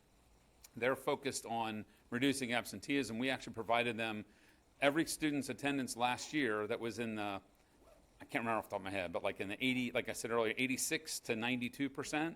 We've identified those kids, the teachers know who they are, and they're actively mentoring and coaching and engaging those kids. And it's important to get them in school because obviously if you're here, you can learn, but it would have a tremendous impact, and our overall chronic absenteeism will plummet if we can move all the kids from 87 to 90 and not have anybody slide backwards. So that is a specific initiative. I know the high schools are doing things like, in order to attend a homecoming dance, you can't have this many X number of absences. So lots of initiatives. We're trying to learn and see what works. We have some specific initiatives at the elementary schools as well. So this is more of we're trying things and learning, and we're always looking to adapt. And schools look at their data individually, but that's kind of the collective lens, if that helps. Thank you. Mm-hmm. Dr. Dorsey, did you have anything? I could just add something. I mean, I know a lot of effort is being put into this, and one of the things that I've always seen that's been most valuable is just those school connections. It's like, identify the students, who the students are, so make those connections, whether it's, the homeroom teacher or another staff member, could be the person in the office, but could be the principal. But again, once that connection is made and once a child really feels valued and important to the school setting, I think that makes a big difference too. So again, you all have shared a lot of initiatives that you have in place. And so in looking at the data, so you mentioned that some of it could just be one or two children that's repeatedly Sure. I mean, having the situation? A few, just the math of it. If you have 100 kids and one of them has a 25% attendance rate, just like in an academic class, that zero crushes you, right? We know that from a percentage. So when we have one student with tremendously low attendance, it makes a tremendous impact on us. But I do want to be clear, we are committed to keeping that student enrolled. Right. If we unenroll the student, then we would support reducing chronic absenteeism. But then we lose touch with the student and we don't have the engagement. So we're committed to continue to knock on the doors. It is very rare when we unenroll a student. We truly have exhausted everything. We work with the state's attorney, and sometimes we get to that point. But if we were more focused on numbers and data that way, we withdraw everybody after 10 days of absence, and our star rating would skyrocket. I think our community would falter. And I just think even that daily contact, parents knowing that, okay, if my child is not going to school today, I need to call the school by, a certain time. And if the call isn't made by the parent, then the school or the computer system, I guess you all are using now to make those calls. But again, I think that's important too. The phone call goes out every day. I think those are important things. And to your point about the connections, that's those small groups that Ms. Green spoke about, the middle school initiative. Those are things that we're being more intentional and very specifically intentional about identifying the targeted groups of kids that we want to engage in those. And the other piece we're working on is getting people to be more persistent. And if you don't feel 100%, it's okay to persevere and come to school. 5 years ago, we told everybody, if you have a sniffle, stay home for a month. So we get a little uphill climb. Yeah, but sometimes when parents have to work, you take that pill before you get on the bus. And Yes, we've all done I'll it. see you in the Guilty. afternoon. I was going to ask that. Do we think that, COVID definitely changed a lot of that mindset of, whether you didn't feel good and you didn't wake up with fever, go to school, but now it's kind of like, oh, it's been still 24 hours, you had a fever, we're not going. So do you think that has a lot to do with it and that mindset change? It's a variety of things. First of all, if you have a fever, you have to be fever-free for 24 hours without fever-reducing medication to come to school. So don't persevere through a fever. Ms. Wagaman would be hitting me in the head right now if I didn't say that, and she should. So let's not play with fever. Stay home if you have a fever. But that little bit of a little cough, little runny nose, and we were so consistently, not just the school system, everywhere. Stay home, do these things for a public health emergency. And now it's trying to renorm that behavior and build capacity, build perseverance. And some of those habits get baked in pretty hard. And a lot of the work that's going in homes with the Maryland Consortium that we spoke of with STARS and with MSOP, those programs are a lot of mental health need within the individual student and the family structures and getting them connected. So part of that is just, helping families, work through challenges that they're experiencing that manifest themselves in a variety of ways. So we're trying lots of things, and we do hope that we're going to see an increase. We're not going to get a 10% increase because we can't have more than 100% attendance. And we already know as of today we won't have 100% attendance because we've had some kids absent. It's November. But we do steadily see an increase, and we want to continue that trend. Okay. All right. Any other questions? All right. Thank you so much. Yes, Tyra, Ms. Battaglia, a Oh, comment? I'm sorry, Greg. It's okay. If I could, and to get even more specific here, I'm looking at the student services interventions, and I think that these are excellent interventions that are being placed, particularly like, for example, home visits is a tried and true example. I know that my mother was a Head Start and pre-K elementary school teacher, and for her to understand the just the background of the student, the environment, and the challenges that the students face was just so instructive and helpful. So I know that it's the PPW you said that actually goes and does the home visits. Can you speak any more to, though, how, from a teacher's perspective, how that information is given to the teachers so they're fully understanding as well?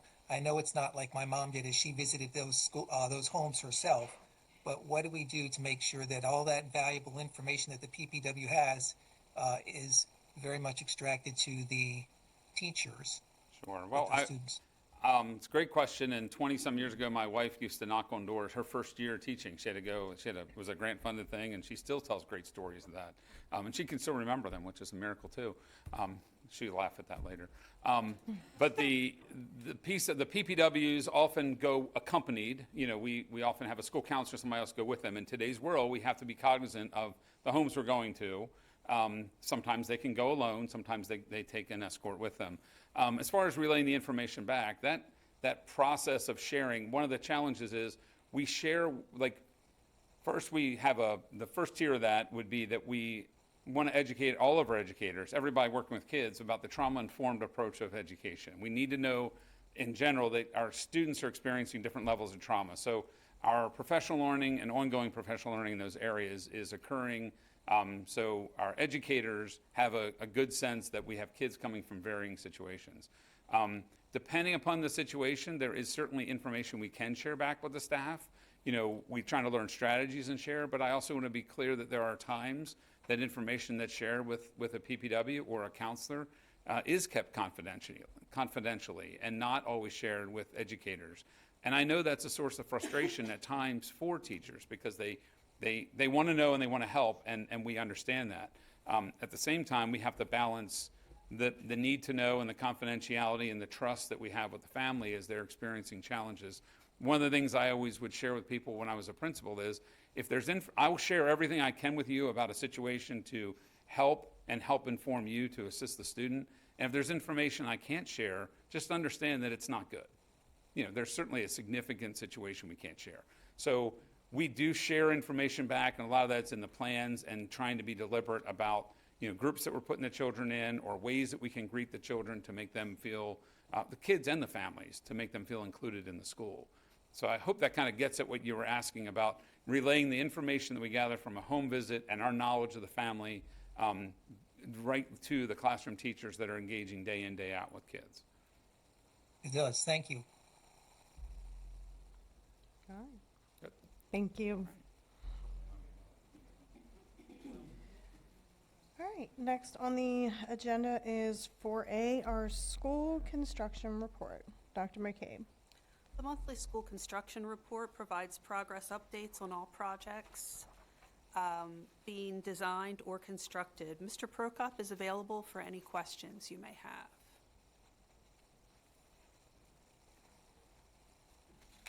Any comments, questions? Dr. Malvo? Thank you, but none at this time. Okay. All right.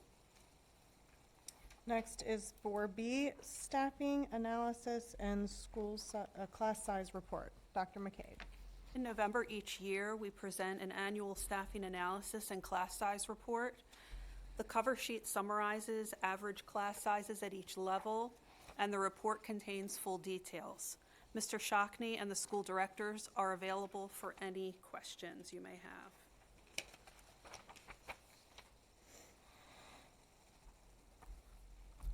All right, board members, Mr. Whistler. She promoted me. She tried to promote me.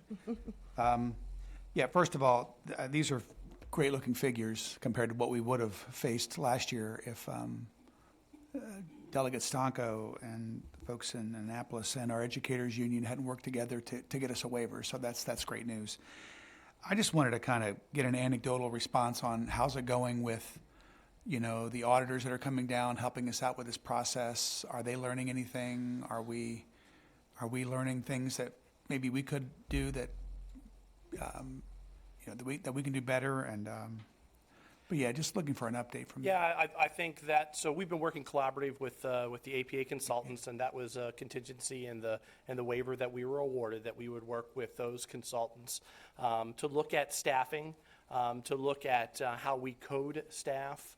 And we're still in that process, Mr. Whistler, so I think it's gone well overall. Mr. O'Neill has said that before. I've said that before. I think there is a greater awareness of what we do well, where our needs are, and that, you know, the essential understanding that all schools need a base level of staffing to function. So I think we shared last year's iteration of the staffing report with the APA consultants. This year's staffing plan is very similar in nature to that, given our enrollment.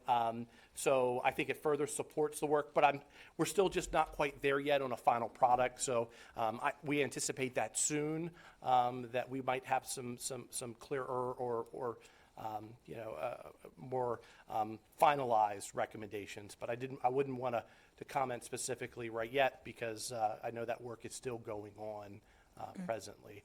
But I will say this year's staffing supports, the trends that we've seen before. Thank you, appreciate that. Dr. Malvo, any comments or questions? Maybe just one quick comment. Just wondering, I don't know if you have this information, Mr. Shockney, but from what I'd researched, our classroom averages actually do rather well compared to the rest of the counties in the state. Our classroom averages, where do they kind of land? Are we kind of high, mid, low? I don't have that data, Dr. Malvo. It's a great question, but anything other than an anecdotal response, I wouldn't be able to comment necessarily, just because I haven't reviewed that data statewide as to how we relate. I think we're on the pretty good side of things, I would say in general, but anything more than that, I'd be careful to speculate without having done a harder analysis of the data. Understood. Thank you. All right, any other questions? Okay. All right, we're going to move on now to public comment, and I'll hand it over to Mr. Whistler. Thank you, Madam President. To have an orderly presentation of comments by the public, the following guidelines apply. Speakers with a connection to CCPS will be allowed to address the board for the allotted 3 minutes. Only those speakers that have registered online and have been notified by the Communications Department will be permitted to speak. Priority will be given to those citizens that are addressing the board about an item on the current agenda. Citizens not appearing in person for public comment can write to the board through email or U.S. mail. Public participation is not intended to be a question and answer session. However, if citizens have specific questions, the superintendent will assign a staff member to make contact during the board meeting to arrange a time to respond to questions. The superintendent and board reserve the right to correct misinformation presented as factual after the conclusion of the public participation period. Statements to the board should relate to a recent agenda item, an agenda item that is expected to appear in the future, or a matter of general policy over which the board has authority. Personnel matters, pending appeals, the actions or statements of individual staff, or items related to employee negotiations are not appropriate topics and may not be discussed. The board has scheduled time on the agenda for public participation at approximately 5:15 p.m. The board reserves the right to limit the number of speakers on a particular topic so that all topics can be addressed. Additionally, the board retains the discretion to allow additional speakers as it deems appropriate. The board is allowing no more than an hour for public participation.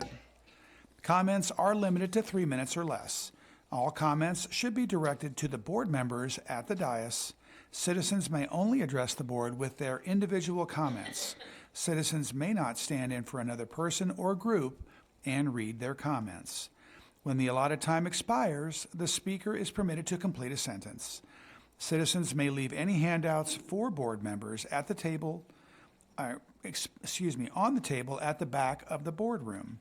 Please do not approach the dais. Additionally, the public may not display signs or posters during the board meeting.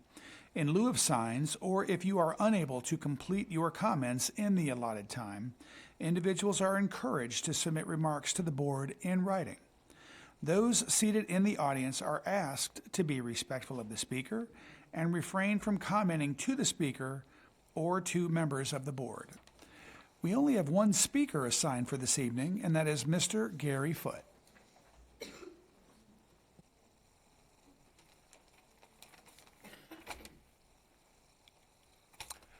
Fourscore and 7 years ago, our fathers brought forth upon this continent a new nation. I'll skip the rest. I'm sure you've heard it. Sadly, too many of our CCPS students have not. Or they vaguely recognize the words, but have never considered the ideas or debated the meaning. For almost all of us, November 19th has become just another day that we will little note nor long remember. When President Lincoln delivered his famous address, it seems as if Honest Abe did not tell the truth, and certainly he knew better. 60 years before his speech in Gettysburg, a runaway slave was asked why he did it. He replied, "I'm looking for a place where I can live, where I will be considered 5/5 of a person." 100 years after After the address, Martin Luther King Jr. and his wife, Coretta Scott, had to spend their wedding night in a funeral parlor because no hotel in Marion, Alabama would rent them a room. Conceived in liberty? How so? In 2025, there are 800 billionaires in the United States. These billionaires control over 50% of the national wealth. All men created equal? I think not. And sorry, Abigail, but your husband, John Adams, truly did forget about the ladies. So did everyone else. Last month, President Trump made a visit to Japan, and we received visual confirmation of yet another country that has managed to elect a female head of state. Somehow that still eludes us here. In October, the state of New York commemorated the 200th anniversary of the completion of the Erie Canal, a massive public works project that resulted in fabulous wealth for a few. This was possible because the indigenous people of the territory were either eliminated or forcibly removed, the exact same results that have happened right here in Carroll County. Where are the descendants of those people? Why aren't they in our schools? We know the answer, but we don't like to speak of it in polite company, let alone in our classrooms. Government of the people, by the people, for the people? Even this board doesn't really believe that. If you did, the student representative would have a vote. So now what? We could continue sweeping our little secrets under the rug, removing evidence from our textbooks, classrooms, and museums. Or we can make a commitment that even here, tonight, this meeting, something will happen, however small, that will result in a more perfect union. What will it be? Carroll County deserves an answer. Thank you, Mr. Foote. That concludes public comment.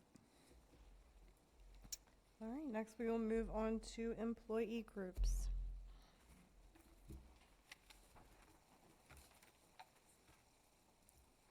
Good evening, Superintendent McCabe and members of our Board of Education. I am Cindy Porter, a veteran special education paraprofessional and president of CASE, representing clericals and assistants working in our school system.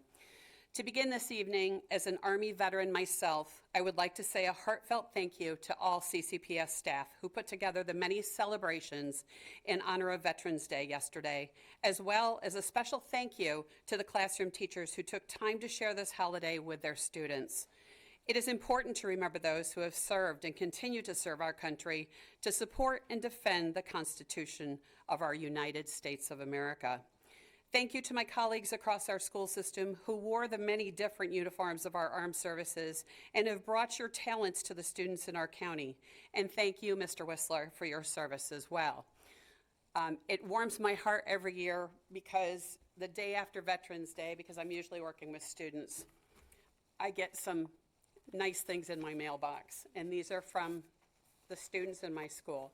And I just want to say how much that means that our students, even though I may be purple, recognize veterans and what they have done for our country. The past few weeks have been extremely taxing for the educators in our county, with Halloween and the biggest super full moon of our year taking place during that time. I've heard educators across our county speak of exhaustion that they usually feel in the spring. And while some in our communities are espousing catchphrases to stir public emotion, those inside our school buildings truly understand the reality of what we deal with every day. As my shirt says, everyone is welcome here. That's what public education is all about. Educators across our county realize that students walk through our doors not only with the academic backpacks, which we can easily see, but also with emotional backpacks that they carry all day long. The socioeconomic situations in our country today are part of those backpacks for students in our county and play into our classroom situations every day. I mention these things because of disparaging remarks I hear and see regarding the dedicated and caring educators in our county. And at this time of year, when we hear the catchphrases, things to be thankful and grateful for, I hope that some can take a pause and even step back to think about all of the things that our CCPS educators do for students day in and day out. A week ago, we celebrated School Psychology Week, A huge shout out and thank you to our school psychologists and mental health professionals who work tirelessly every day to deal with the increasing needs of our students. As with a lot of our professions in our school system, if you haven't walked in their shoes, it's difficult to understand the depth of their responsibilities. On November 21st, we're recognizing Substitute Educators Day. While CCPS has made great progress to address our educator shortage, I can tell you from personal experience that our school system is in great need of substitutes. Unfortunately, any time that I have had to be out this year, my substitutes' jobs have not been filled by outside substitutes. Our substitutes help to bridge the gap when CCPS employees are not able to be in their positions. So if you're looking to help students and our educators who need to be off at times, please contact our Human Resources Department. We would love to see you in our buildings. And as we head into the end of this calendar year filled with holiday celebrations, please remember the following, eloquently written by the Misfit Mama. Not everyone's holidays are full of laughter, big families, or perfect moments. Some of us are carrying sadness for loved ones who aren't here. Some of us feel the weight of loneliness more than ever. Some of us are quietly battling family struggles, health worries, financial stress, or just the heaviness of life itself. This season, let's hold space in our hearts for those who are hurting. Reach out, send love. Let people know they're not invisible. Sometimes knowing someone cares is the greatest gift of all. Thank you.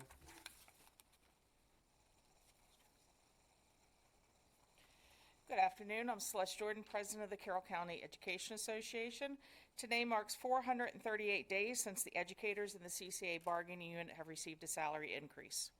Next week is American Education Week, so it is time for my annual reminder that this week was created by the National Education Association and the American Legion in 1921. This collaboration grew out of concern that many of the World War I draftees were illiterate. The goal was, and still is, to raise public awareness of the importance of public education in America. The NEA's resolution called for an educational week observed in all communities annually for the purpose of informing the public of the accomplishments and the needs of public schools and to secure cooperation and support of the public in meeting those needs. American Education Week has evolved over the decades. Gone are the days where anyone can just walk into a school. I encourage all parents to make sure you follow all safety protocols at your child's school when visiting. Please make sure you turn off your electronic device because, trust me, just the mere presence of other adults is going to be distracting enough for some of our students. While it is wonderful to visit during this week, consistent involvement throughout the school year has the greatest lasting impact. Reading to your children, checking homework, limiting screen time, or simply asking about their school day at the dinner table. All these actions improve student achievement and reduce absenteeism. Since the summer of 2023, Cindy Porter and I have stood as union sisters at this podium. We choose to alternate who speaks first because our unions deserve to be heard. One is not above the other. We do not plan our remarks together, and Cindy has no idea what I will say today. Even so, it is striking how often our messages align. The educators we represent face some of the same challenges, even though their roles across CCPS may differ. This is why I take issue when people use the phrase teachers union. That phrase overlooks the full scope of who we are. In CCA alone, it dismisses the work of our nurses, our reading specialists, our media specialists, our school counselors, and many others. It overlooks the educators represented by CASE and A&S. In Carroll County, we have 3 bargaining units advocating for educators, and all of us are part of the Maryland State Education Association and the National Education Association. We are all educators. We all work every day to help students succeed. We all deserve the right to organize and to advocate for working conditions and compensation that allow us to do our jobs to the best of our ability. We deserve to earn a salary that allows us to live in the communities we serve, support our families, and not have to work second and third jobs to make ends meet. According to the Carroll Housing Study published in the Carroll County Times on December 24, 2024, a person needs to make $63,582 to afford to rent a one-bedroom apartment. Roughly 20% of the CCA bargaining unit cannot afford to rent a one-bedroom apartment on their own in Carroll County. The status quo is not sustainable. Educators cannot be repeatedly asked to do more with less. The good news is we're ready to work with you. Our students and community benefit when educators are respected, supported, and valued. It is time to take meaningful action on compensation and working conditions. When we invest in educators, we invest in every child in Carroll County Public Schools. Thank you. Bless you. Thank you. All right, that concludes public participation. I'll wait a minute for the room to clear out if anybody's leaving before we move on, so we don't have any disruptions.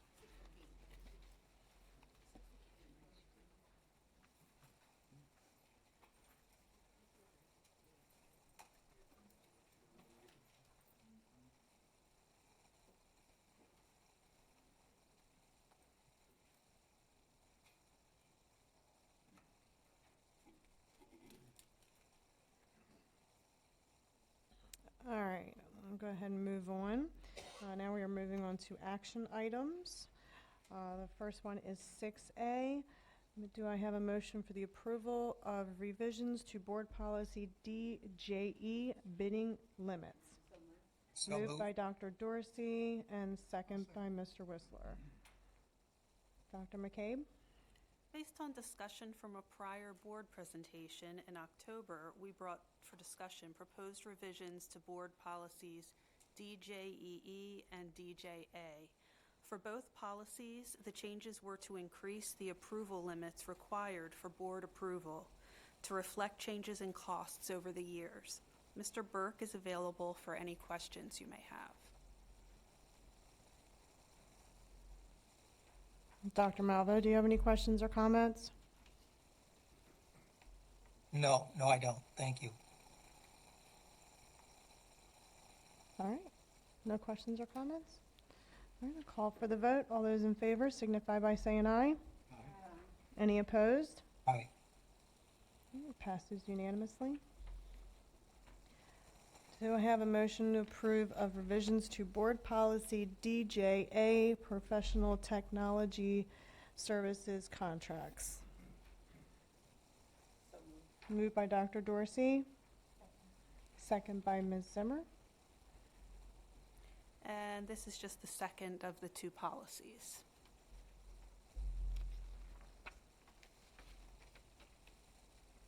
All right. Comments, questions? Dr. Malvo, any comments or questions? No, I don't. Thank you. All right, I'll call for the vote. All those in favor signify by saying aye. Aye. Passes unanimously.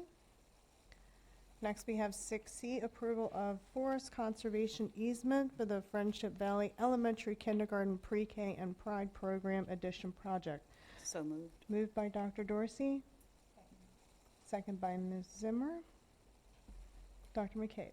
This item is for the approval of a standard easement, and that will satisfy the required forest conservation plan that is part of the Friendship Valley Elementary School project. Comments or questions? I call for the vote. All those in favor signify by saying aye. Aye. It passes unanimously. Next, we have 6D, approval of Maryland Wrestling Officials Association contract. Do I have a motion? Second. Moved by Ms. Zimmer, second by Mr. Whistler. Dr. McCabe. This approval is the contract to provide officials for all home varsity and JV wrestling matches and scrimmages for the upcoming winter season. And this is something that we do every year. Yes. All right. Comments, questions? It's only $35,000 for the whole season. No. No. Right. All right, I'll call for the vote. All those in favor signify by saying aye. Aye. Passes unanimously. Next, we have 6E, approval of personnel action items. So moved. Moved by Dr. Dorsey, Second. second by Dr. Malvo. Dr. McCabe. For the monthly personnel action items, there are 3 new hires, one release from contract, and one broken contract.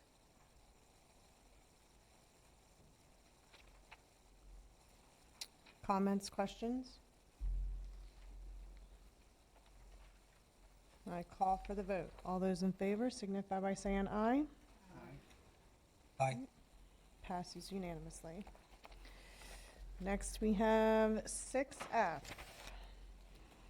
Approval of the 2026-2027 school calendar. Do I have a motion? Moved So moved. by Ms. Zimmer, second by Dr. Malvo. We may need a move. Yes. Yeah. Excuse me, Madam President, point of order. I think we may need a specific motion for either A or B. That's what I think too. Right, yep. So I was going to have Dr. McCabe give her presentation regarding it and then go from there. Yep, sounds good. Each year in September, I bring to the board meeting for discussion the proposed calendar for the subsequent school year. After discussion, the proposed calendar is submitted for 2 months of public feedback before returning in November for board action. This September, I offered 2 proposed calendar options for board consideration. This was in light of Labor Day being much later in the 2026-27 school year than in other years. As a reminder, Proposal A includes the first student school day is proposed to begin after Labor Day on September 8th, 2026. 3 emergency closing days are built into that calendar. Winter break is proposed to begin on Thursday, December 24th, 2026, with students returning on Monday, January 4th, 2027. Spring break is proposed to be Thursday, March 25th, 2027 through Tuesday, March 30th, 2027. And the last day of school for students is proposed to be Thursday, June 17th, 2027. Then there's Proposal B. The first student school day is proposed to begin before Labor Day on Monday, August 31st, 2026. 4 emergency closing days are built into the calendar. Winter break is the same as Proposal A, and that's December 24th through January 4th. Spring break is also the same as in Proposal A, March 25th through March 30th. But the last day of school would be different. The last day of school for Proposal B, last day of school for students is proposed to be Friday, June 11th, 2027. The calendars have both been submitted for public feedback for the past 2 months and now returns for board action.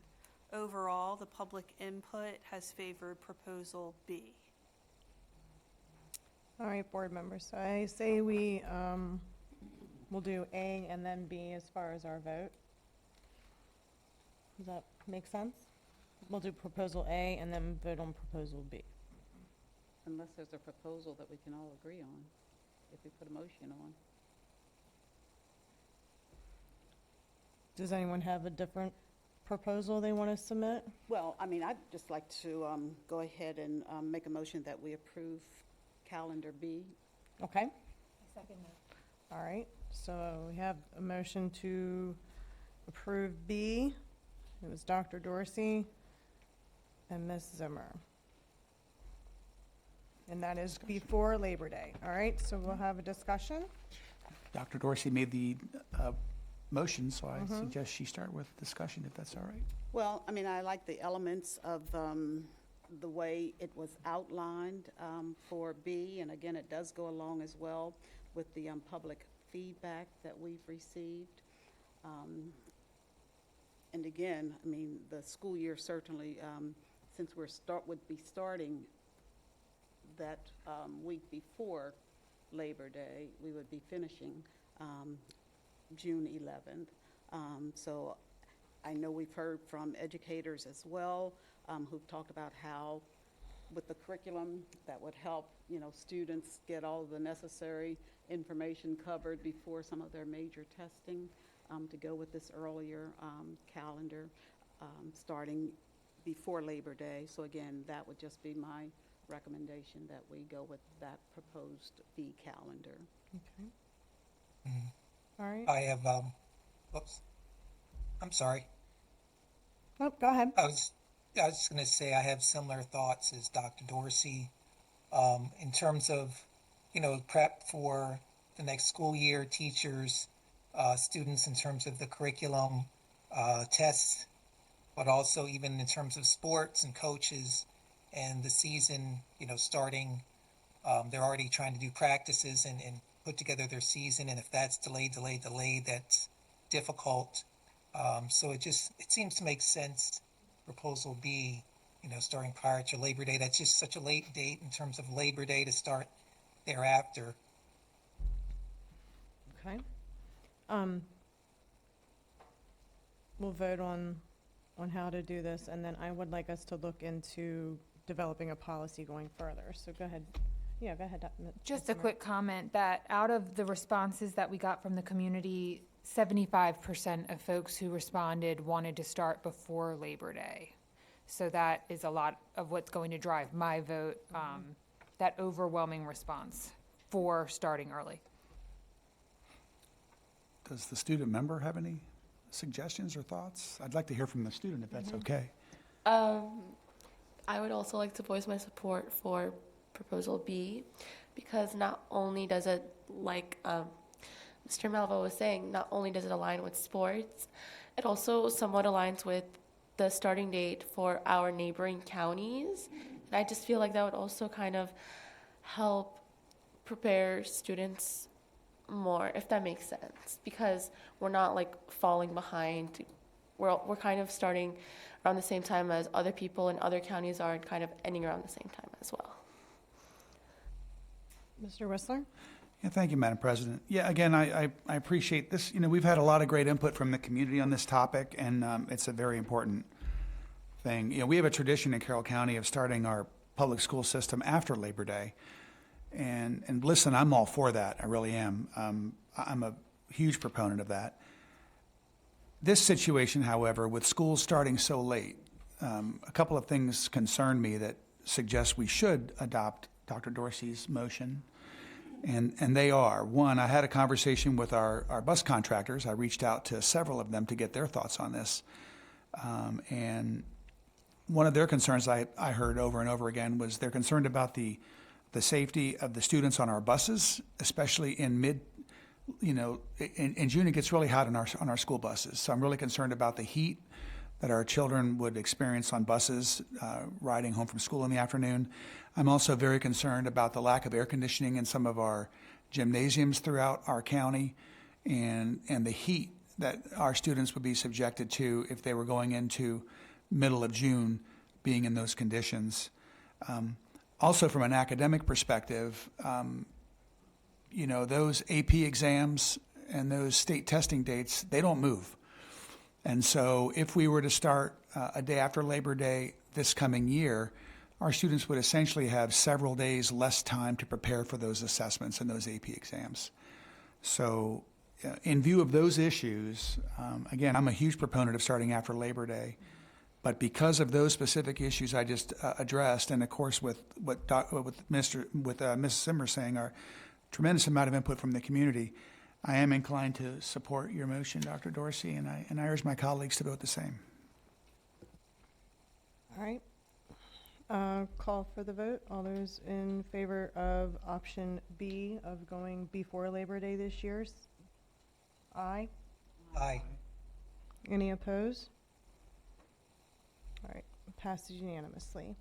I would like to make a motion that we look into developing a policy of when to start school based on when Labor Day is. Do I have a second for discussion? A second by Ms. Summer. My thinking was if Labor Day falls September 5th or after, that we would have set forth a policy that school will start before Labor Day. If Labor Day falls September 1st through September 4th, then we will go after Labor Day. And then that way, this helps families plan for their vacations going forward for 2-3 years ahead of time, so they know when school will begin to start.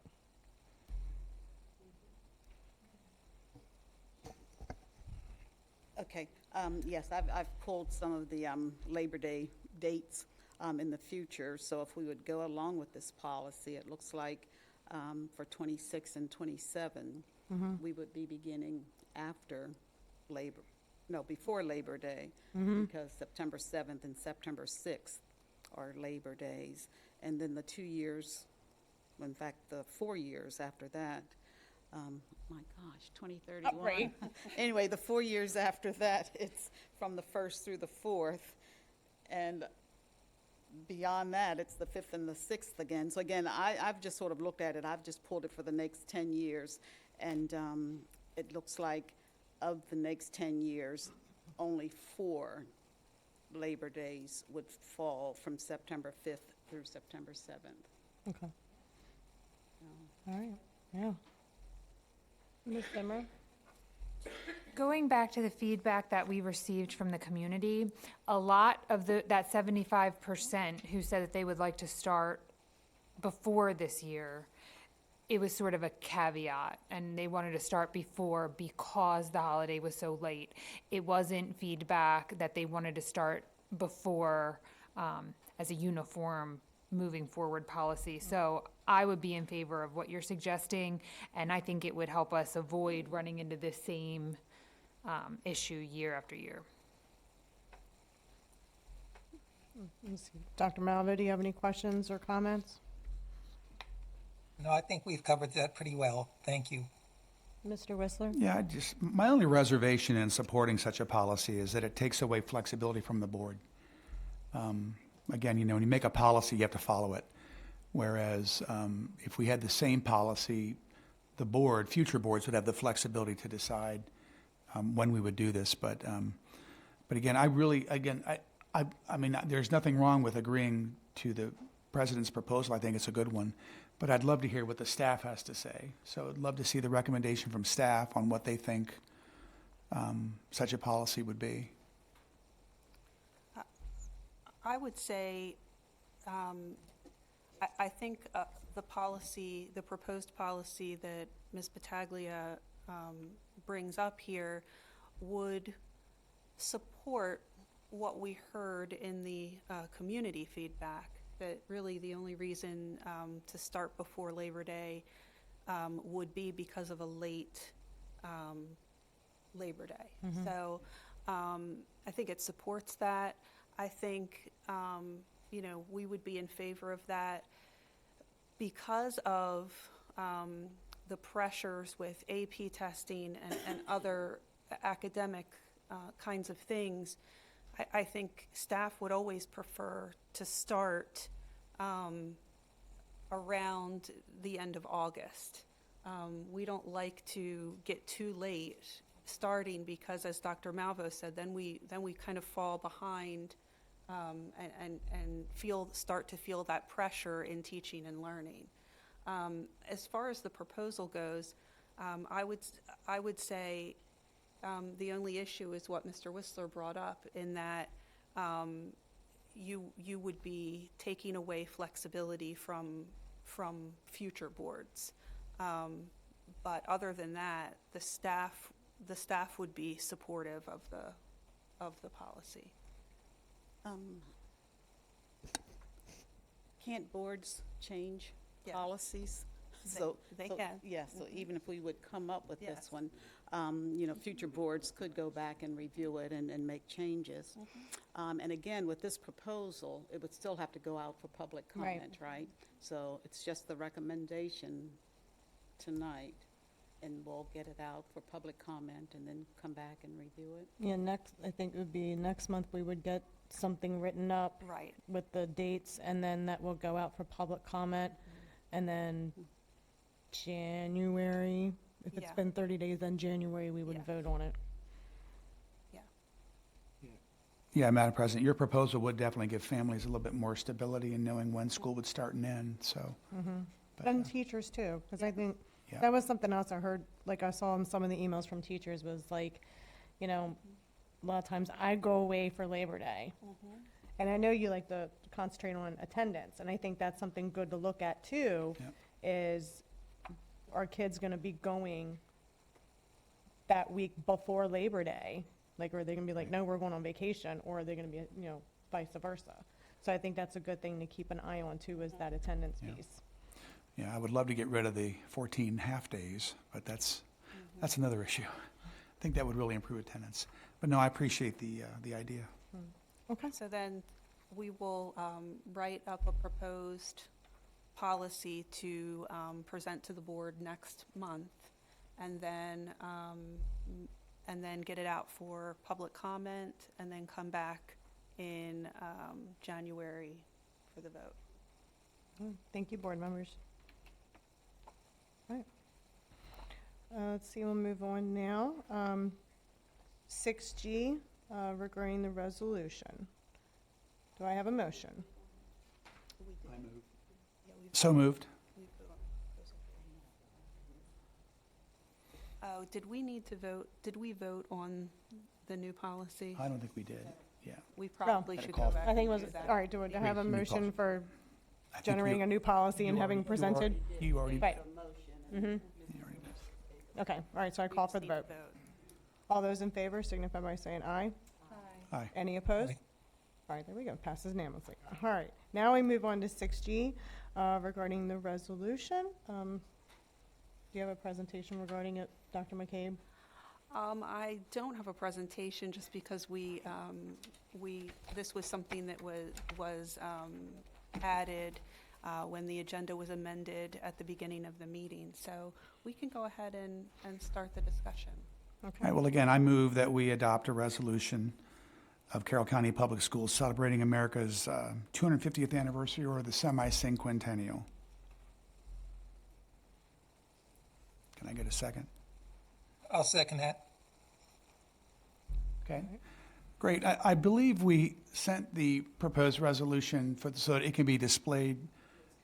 I appreciate that. Again, I will tell you, I got the idea of this while collaborating with other board members across the country. And I remember when I was 8 years old, we had a great celebration for the 200th anniversary. Yes, I'm that old. And it was such a meaningful event, I think, in my life then. I'd love to make sure that we do something similar here. And as I did some digging and I shared this idea with other people in the school system, I was surprised, but I should not have been surprised, that our school system has already been planning something big and special for the 250th anniversary. So this being the Veterans Day yesterday, and this being the month of November, I really appreciate the opportunity to present this resolution, and I can read it if it's appropriate. Do you think it's appropriate, Mr. O'Mealy? I do. Okay. From what I saw on the screen, I can't see it. Right, so I'll read it. So again, a resolution of Carroll County Public Schools celebrating America's 250th anniversary. Whereas on July 4th, 2026, the United States of America will celebrate its 250th anniversary, the semi-quincentennial, marking the signing of the Declaration of Independence and the founding of our nation. Whereas the founders, guided by faith and conviction, pledged their lives to establish a nation dedicated to liberty, self-governance, and the unalienable rights of all, as enshrined in our founding documents. Whereas America's history is one of perseverance, sacrifice, and achievement, in which generations of patriots have defended our freedoms, advanced prosperity, and upheld the blessings of liberty. Whereas instilling respect for our flag, Constitution, and founding principles in each new generation is vital to preserving the Republic and its values. Whereas a strong Republic relies on an educated citizenry, and schools are vital in fostering the civic virtues and knowledge essential for self-governance and gratitude for our national heritage, to form a more perfect union for future generations. Whereas schools are vital in educating students to uphold America's founding principles, honor the sacrifices made for our freedoms, and recognize our nation's triumphs and challenges as a force for good worthy of protection. And whereas the semi-quincentennial offers a historic opportunity for our school district to celebrate America's 250th anniversary, fostering patriotism and unity through meaningful activities that honor our shared history, reflect on our nation's achievements, and recommit to its enduring founding principles. Now, therefore, be it resolved that the Carroll County School Board proudly commemorates the 250th anniversary of the United States by declaring the week of May 4th through 8th, 2026, as America's semi-quincentennial week. District schools are encouraged to help celebrate our military heroes on May 3rd at the Carroll County Veterans Celebration Day, held at the Carroll County Farm Museum. And again, as a side note, encouraged, not required. Throughout the rest of the week, schools shall engage staff, students, and families in patriotic assemblies, lessons on the Constitution, and founding documents, projects honoring veterans and civic leaders, and activities celebrating America's history, achievements, and future. And be it further resolved that the Carroll County Public Schools commits to embracing the semi-quincentennial as an opportunity to reinforce American values within our school district's culture, inspiring students to embrace the principles of our nation's founders, fostering deep appreciation for the sacrifices made to secure our freedoms, and encouraging them to uphold a legacy of perseverance, innovation, and civic responsibility. And be it finally resolved that the Carroll County Board of Education calls upon our community to join in this celebration, reflect on our nation's remarkable journey, and recommit to the principles of liberty, justice, and self-governance that make America a nation worth pride and dedication.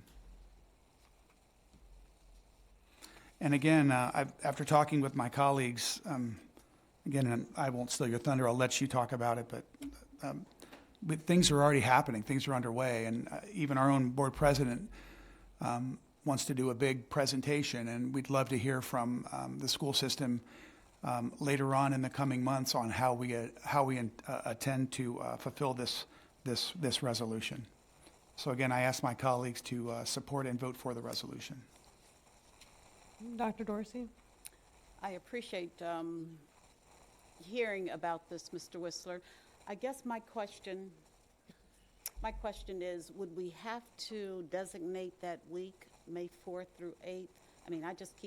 I think about what a school year is like, and towards the end of the year, there are so many activities, so many things going on, and I checked, and I think that's also like Teacher Appreciation Week, and so knowing that Mr. Melhorn and staff members and Mr. Lesh, knowing that they are looking at ways for our system to celebrate, would we have to designate that week, or could we just ask that, appropriate activities be scheduled, as the teachers would deem appropriate? Sure. No, I can definitely amend my resolution and ask that the school staff designate a certain week for that. That's more appropriate based on Mr. Melhorn's activities and an appropriate school calendar. So again, if I can amend that, I'll amend the resolution that the school staff will insert the appropriate week as it best fits the schedule.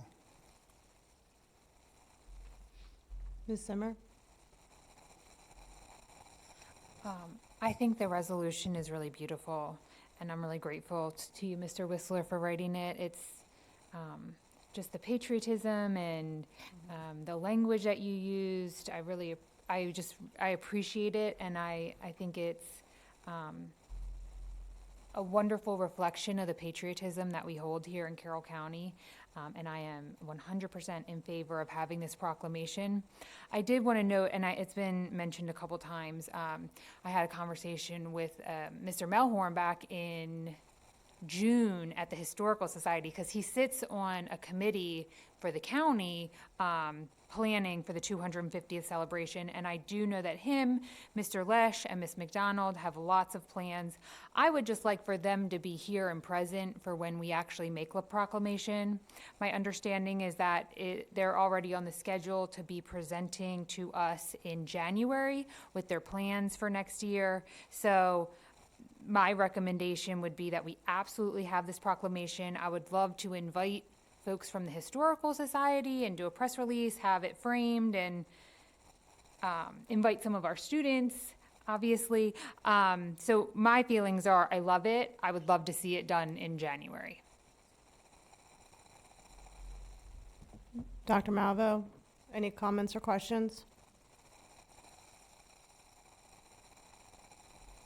I think I agree that I think the language is strong, and I appreciate the efforts, Mr. Whistler, with this, what you're doing here.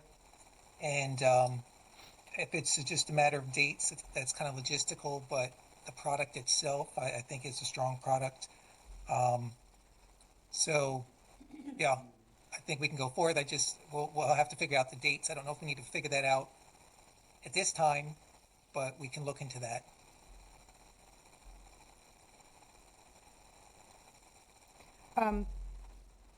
So I agree with much what everyone had said. That it is very patriotic, and I do thank you for bringing it to the attention and wanting it read.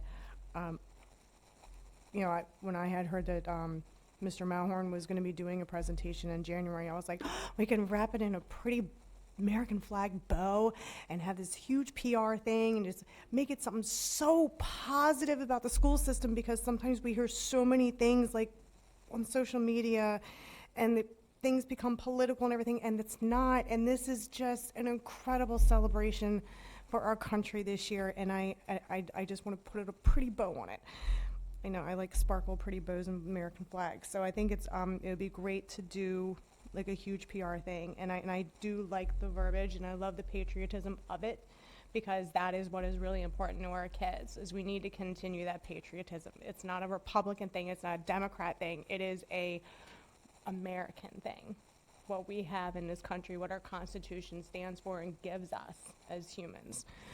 So I do love it, and I agree with everything that Ms. Zimmer said. Is like I would have rather do everything all in one big pretty package in January.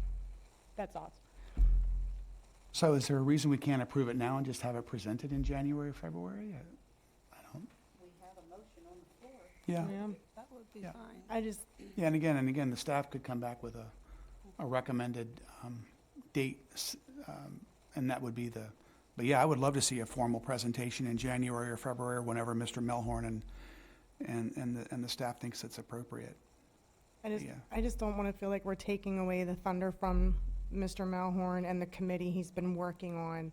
Like, I want to make sure they get the credit for all the work that they have been doing. And then that's where my one concern is. Like, I want to make sure credit is given where credit is due.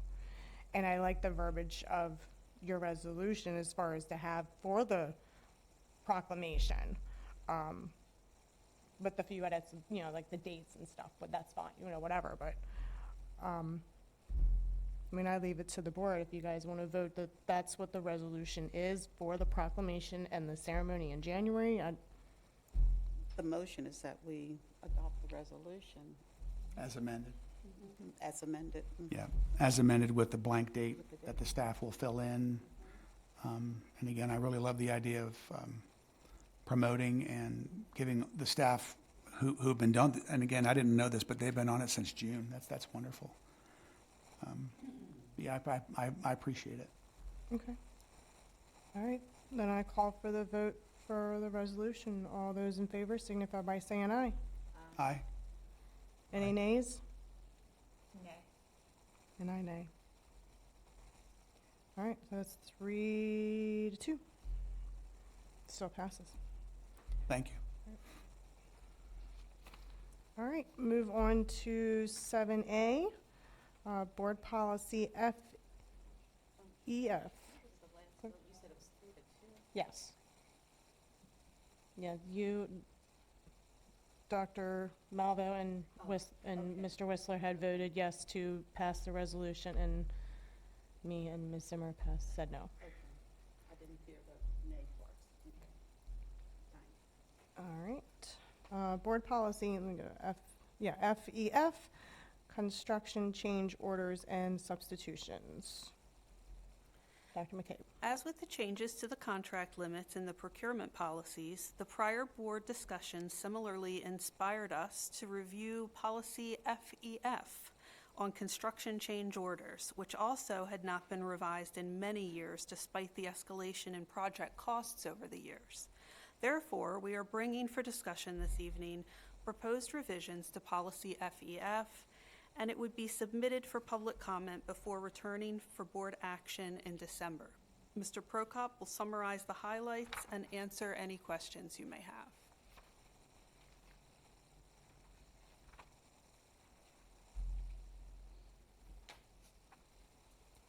Good evening. Yes, following along the same lines as Mr. Burke, we are reviewing our policies associated with our contracts, and the substitution and change order policy we haven't changed in over 25 years in terms of the amounts, so we're trying to bring those up to meet those. To recognize the change in almost that, that time of probably tripling the cost of construction. So, and then also we're editing, making some changes associated with the substitution procedure and also the reporting on the budget to align with our current monthly construction report. It's been, we were trying to figure out exactly how long it's been. It's probably been between 12 and 14 years since we've had the budgets included in the construction report. Those were removed some time ago because they were so difficult for the construction managers to produce each and every month and to reconcile. So those were eliminated some time ago. We're just bringing the policy up to date to reflect that. Any questions? No, go ahead. Thank you. Thank you, sir. Appreciate that. I'm curious, is this increase in limit to 100,000, is this consistent with what we see in other counties? We haven't really compared it to other counties. We're not, every county handles their change orders and their construction practices differently, so I don't think there's I'd really be interested in learning that. I don't want to see us do something that's far different than other counties. And I'm also curious with the state. The state's been increasing their limits on procurement. Right. But as far as contract orders and modifications, I don't, again, I would just be curious to know if other counties and the state had a very similar thing where they doubled that as well. And then the other thing is, can you give me an idea of the percentage of projects that this would affect where we wouldn't, and again, I know it's anecdotal, probably ballpark, but in other words, if we were to pass this new policy, instead of us seeing, instead of us voting on, 80% of the projects, we would only be voting on 70% because it only includes 10% more. I'm trying to get an idea of how many projects we wouldn't see. Well, these are just for change orders, I'm projects that have previously approved. So these are only modifications to those previously approved contracts. Yeah, and then we have to approve those change orders normally up to 50,000. I'm just trying to get an idea of how many we would not be privy to immediately. That's all. Okay. But yeah, just other counties, if they're very similar, the state, and just in other words, Well, we know that the state has doubled their policies have essentially doubled for procurement. Yes. So again, we're just trying to follow along those same lines. Yeah, I'm just asking if it's the same for change orders for construction projects. I'm just asking. I appreciate it. Dr. Malvo, any comments or questions? No, not at this time. That kind of explains to me in terms of the 100K, and the change. Dr. Dorsey? All right. Thank you. Next, we have 7B, Proposed Board Policy JIHA, Immigration Enforcement. Dr. McCabe. We are also bringing for discussion this evening what would become a new board policy, JIHA, Immigration Enforcement. This year, the General Assembly enacted HB 1222. The new law requires that each local Board of Education and other public entities implement a policy consistent with the guidance issued by the Attorney General. We have worked with legal counsel to develop a policy consistent with the guidance which was made available this summer. Proposed policy JIHA, Immigration Enforcement, is submitted for discussion at this meeting. It will then be submitted for public feedback before returning for action at the December board business meeting. Mr. O'Neill is available for any questions or discussion.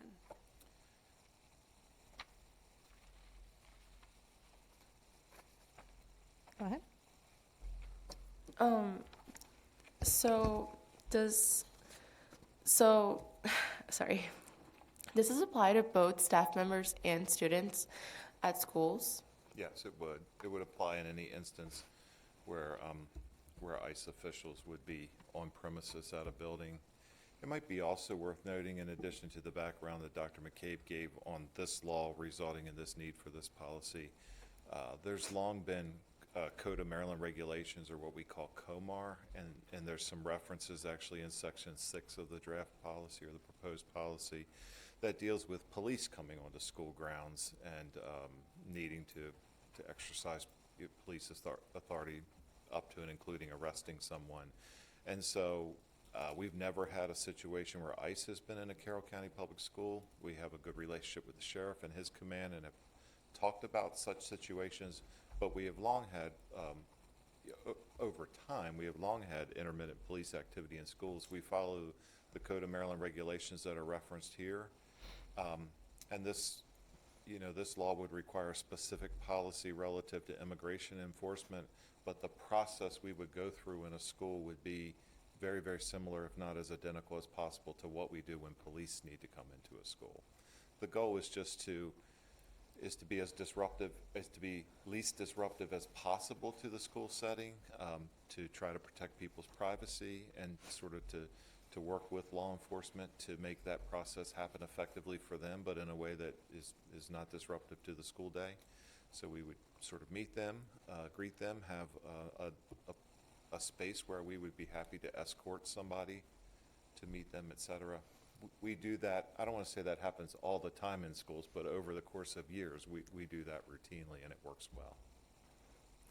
Okay, thank you. Because I was just wondering, because students are mandated to go to schools, and all of a sudden you have like ICE officers like at school be like, just like checking like immigration status. I just feel like that shouldn't really be a thing in schools, especially when parents trust schools with their kids to expect to have them back, not like taken by ICE regardless of their citizenship status. But thank you.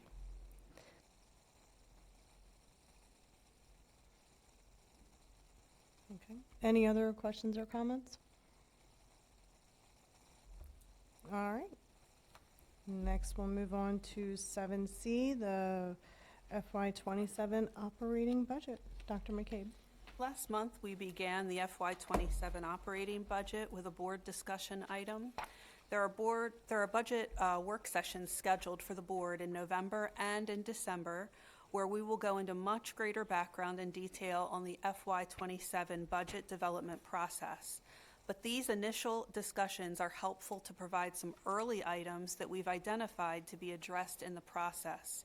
Last month, we estimated a decline in overall enrollment, which greatly impacts state funding. Tonight, we can provide the official change in enrollment. We will also provide some estimates on the enrollment figures for the special student populations under Blueprint and share the impact those figures have on both state and local funding. Mr. O'Neill and Mr. Burke are here to provide a brief presentation, and we will engage you in questions and discussion. Thank you, Dr. McCabe. And again, as Dr. McCabe said, we have significant work sessions on your horizon. This is our last chance to sort of have some of that foundational discussion, and so we want to highlight the areas she talked about. We've talked about overall enrollment before. We made an estimate in October. We now know what that number is officially, and unfortunately, it's changed in the way you wouldn't want it to change. Mr. Burke will share what that official number is, and tonight, Mr. Burke's going to project to you where we sit right now with our best estimate for the special enrollment population: special education, comp ed, ML, pre-K, college and career ready, and what those impacts might be on our funding. And we also want to try just a little bit tonight, knowing we have the work sessions upcoming, to talk about how those Blueprint patterns of funding, they impact not only state funding, which is obvious, but there's also an impact to what we can do with local revenue as well. And so we want to just sort of touch on that a little bit tonight, and then we'll have plenty more time to pick that up in November and December.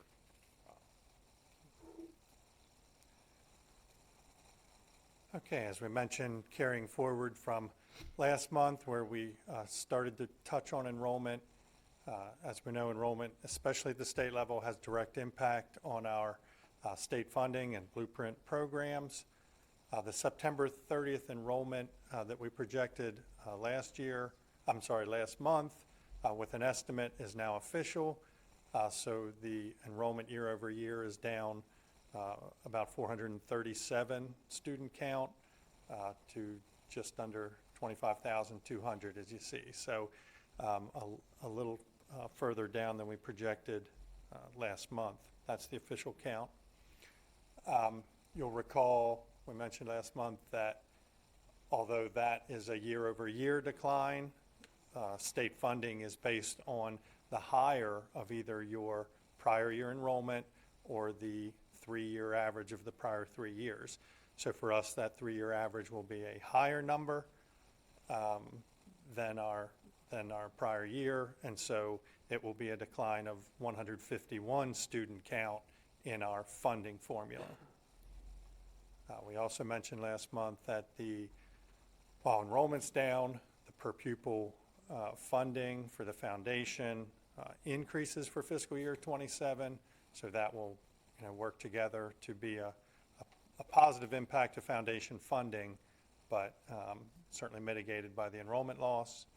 And as we mentioned last month that we weren't yet in a position to discuss the special population enrollments, most of them are measured during the month of October 31st for many. We now have estimates for this month now on those programs. Before Rob moves into the special areas, on enrollment overall, just some early analysis. So this is just initial. We'll continue to work on this. Mr. Kane, our facilities planner, will work on this all the way up until May when he provides you with the new official enrollment projections. But the negative change overall does not seem to be isolated to any particular part of the county geographically, and it does seem to be largely focused on the elementary level. So at the middle school level, we're actually up 57 students from the prior year. At the high school level, we're down 99 students from the prior year, and the bulk of the change otherwise is at the elementary level. And we could go into more discussion, but there'll be plenty of opportunities for that as we go. But the gist of it is 2 things are happening that we can clearly see at this stage. One, for the first time in a long time, if ever, our birth rates from 5 years ago are not matching our kindergarten enrollment. So for the first time, at least in my history, there's a negative change there. So between being born and showing up in kindergarten 5 years later, some students are not with us. Families have either exited Carroll County or they've made a different choice at a level that's affecting our ratio. And then overall in general, as we're graduating, so to speak, a 5th grade class out of elementary school, it's being replaced by a smaller body of kids between the kindergarten situation and what clearly to us is a lack of what I call net migration or growth of families moving into the county. Most of this change is attributable at the elementary level. And with that, I'll let Rob get back on track with the plan. Okay, before we go further into the enrollments, I wanted to share the fiscal year 27 targeted per pupil amounts. So this is the combined state and local shares that appear in the blueprint legislation that define the formula for enrollment times these targeted per pupil amounts. For the most part, these are up, sort of reflect inflation. The pre-kindergarten one is up significantly as that's ramping up funding through the blueprint.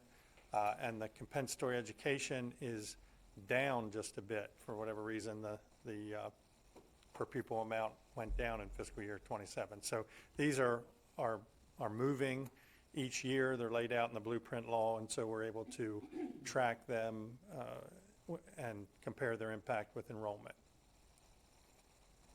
Just putting up here our fiscal year '26 adopted budget, our current year, just to show this idea that we talked about that I know you probably can't see the numbers real well here, not so much the numbers, but that the layout for both our local and state revenues now are broken out into these program areas. So you'll see the local share broken out for each of these special populations, enrollment revenue tied directly to those for fiscal year '26, and then the same programs for the state. So we're able now, a little differently than it used to be, where certainly local was just one number. We're now able to see sort of our local funding along with the state by program. And so that's really one of the things that Blueprint has driven over the last couple years. So I want to go through the programs. I won't read these, but we're familiar with them, but these are sort of the state descriptions of the programs. Compensatory education students, again, we're just getting those numbers estimated with an October 31st date. The funding for compensatory education, as we've discussed, is based on students who qualify for the free and reduced meals. So a reduction, it looks like, as we're about ready to submit it, of 29 students in total on a total of about 7,130. So not a significant change. For special education, still tweaking this one a little bit as we're so this isn't final, an estimate where we are right now, but a slight decrease in total students identified with special education funding that will be down 81, and as I say, it's tweaking, but it's within a close margin. For multilingual learners, a decrease in that number, 10% or so, 52 down. We think this is pretty firm number, but again, we're working through all of them before they'll be final. We'll have more final numbers at the work sessions. Pre-kindergarten saw an increase in enrollment. We're continuing to add, some programs, some classrooms, and utilizing capacity. So seeing an increase there. You'll see that in the revenues. Again, I mentioned a significant increase in the formula per pupil there as well. And in the last program, the College and Career Ready, this one has had some change in definition over the last year or two and in how we collect the data and how we report it. So we're still working through this one. So I don't have a high level of confidence that this will stay here, but as of now, we're seeing a significant decrease in the number of students compared to what our funding was last year. So we're still working through that. That's going to take a little more research. We'll share more once we have additional clarification. But to summarize the impact of the funding formula, the per pupil targeted funding, along with those changes in enrollments that we just shared, this is the impact on the state share of revenue. So you're seeing here fiscal 27 compared to 26 with the new enrollment counts and the new funding formula. You'll see foundation up. That's good news in dollars, not a high percentage. It'll continue to be a challenge as we work through the budget over the next coming months. Compensatory education, I mentioned the count being a little down as well as the formula down, so a little less dollars in that program. Special education, although the enrollment was down slight, the target formula is up, so that sees some additional dollars. Multilingual was down in count, and so a little less there. Pre-kindergarten, as I mentioned, up in enrollment and significantly up in formula. So significantly more there. And the college and career ready, again, still working through the count there to make sure. We'll research that and continue to clarify that. So didn't put a total here because it's not the kind of number you want to net and say, oh, well, in net, this is up or down by a certain amount. This really is program by program, important, because basically in these areas, the dollars coming in are tied to committed services that Blueprint requires, so. Couple, Go ahead. couple of final thoughts for me before discussion. This slide and the slide where Rob excerpted the page from the budget book that broke out the local and state funding by programs. Kind of the point we're getting at there, and it's actually a conversation I had not that long ago with Mr. Zaleski after one of our meetings that made me think, okay, we probably should talk about that a little bit more. At the county level, historically, you've always thought about just the number they fund us at, whatever that number is. As long as it's above maintenance of effort in law, it's not illegal, and it's our funding number. The challenge or the intricacy of Blueprint is that money is also restricted by program. And so not so much this year with what we're looking at, but the fall enrollments of last year that are now funding us this year. If you remember, our overall enrollment was very flat, but our compensatory ed enrollment, for instance, saw a jump. So same number of total kids, but compensatory ed went up by, I believe, 276 kids.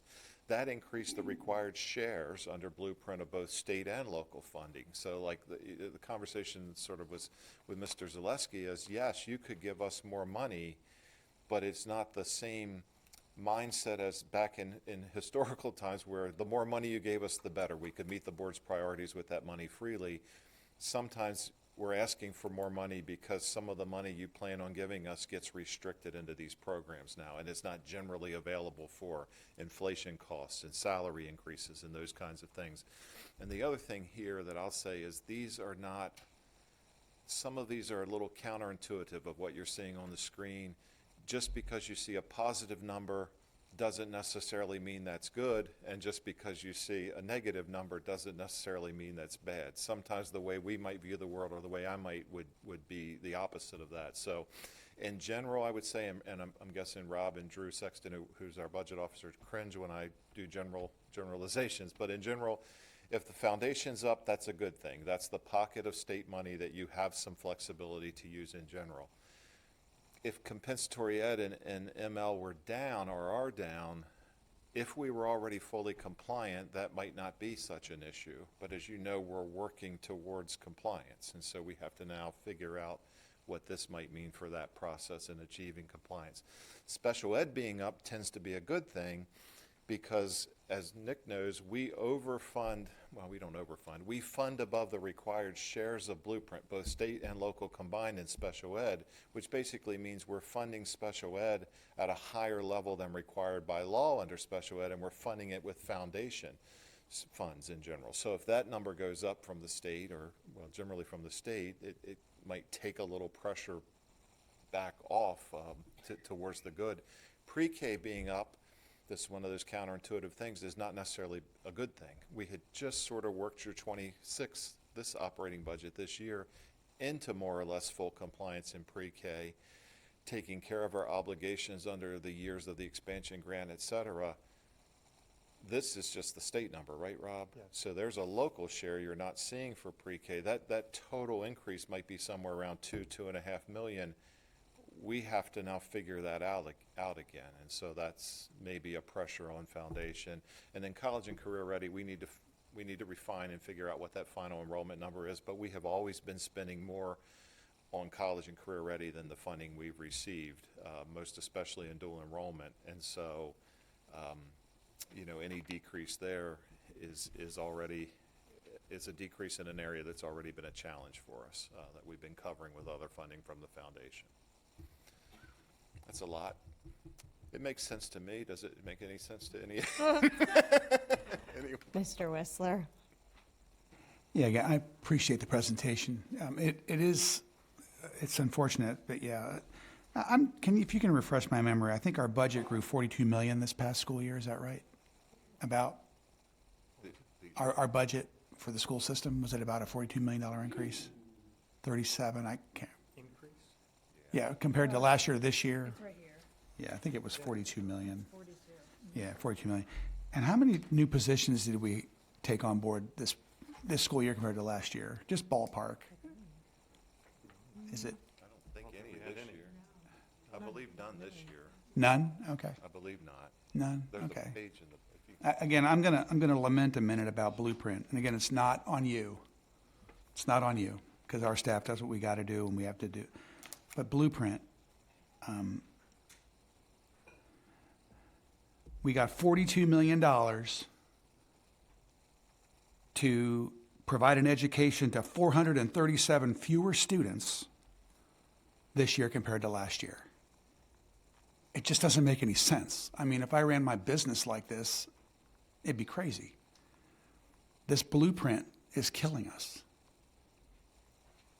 We have to keep working feverishly with state authorities to convince them that this is nonsense. This is just crazy. I mean, and can you understand why the taxpayers are going, what in the world are we doing here with education? I just don't, 437 fewer students, but we increase our budget 42 million. And this is all because of Blueprint. So, sorry to be the fiscal hawk, and again, it's not leveled at anybody in this room, but we've really got to wake up as an industry and go, what are we doing? You can't do this in the civilian private sector. You can't do this in the non-government sector, but we do it in government. I just, I don't understand it. But again, it's the restrictive elements of Blueprint. It's them giving us a bucket of money and telling us how we have to spend it. It's them saying, no, you can't use that money on instructional assistants or media specialists or special support staff. You have to use it this way. And then we have to put money in certain buckets to spend it that way. And we have deficits, I don't get it. But again, I'm sorry to lament again about Blueprint, but again, I really want to call that out. And I hope the press reports it. We got a $42 million increase in our budget to educate 437 fewer students. Is that sanity? I will leave that there. Mr. Whistler, to respond specifically to your FTE question, we actually reduced operating budget FTE. You remember some of the reductions. In Blueprint programs, there was a slight increase specific to those programs. We added a concentration of poverty school at Robert Moton, and so there's some personnel that goes with that. And I think that's the only change there. And then 5 in the food service fund, which is its own thing in self-support. Right. And again, and that's to our credit because we're still becoming leaner and meaner as a central office staff. And we still are looking like we're going to be pretty much in the red here next budget year. But again, we as a society really need to talk about this. And so before everyone starts rushing to the commissioners with their pitchforks and torches saying, give us more money, we really have got to step back and go, what are we doing here? $42 million more money to educate 437 fewer students.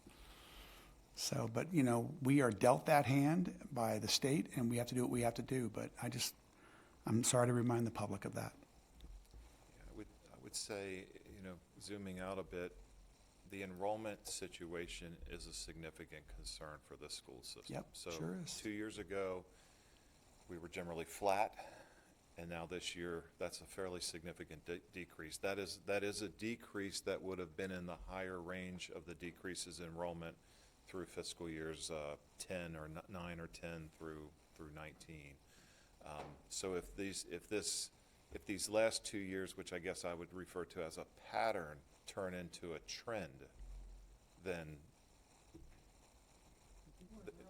we're in real trouble because that 3-year average that Mr. Burke referred to, that's sort of a built-in hold harmless in the Blueprint law, if you will. That's smoothing things slightly for us right now, plus the targeted per pupil went up, which means some additional state aid there. Once those things all meet, if this is a trend, then that's that's a significant challenge.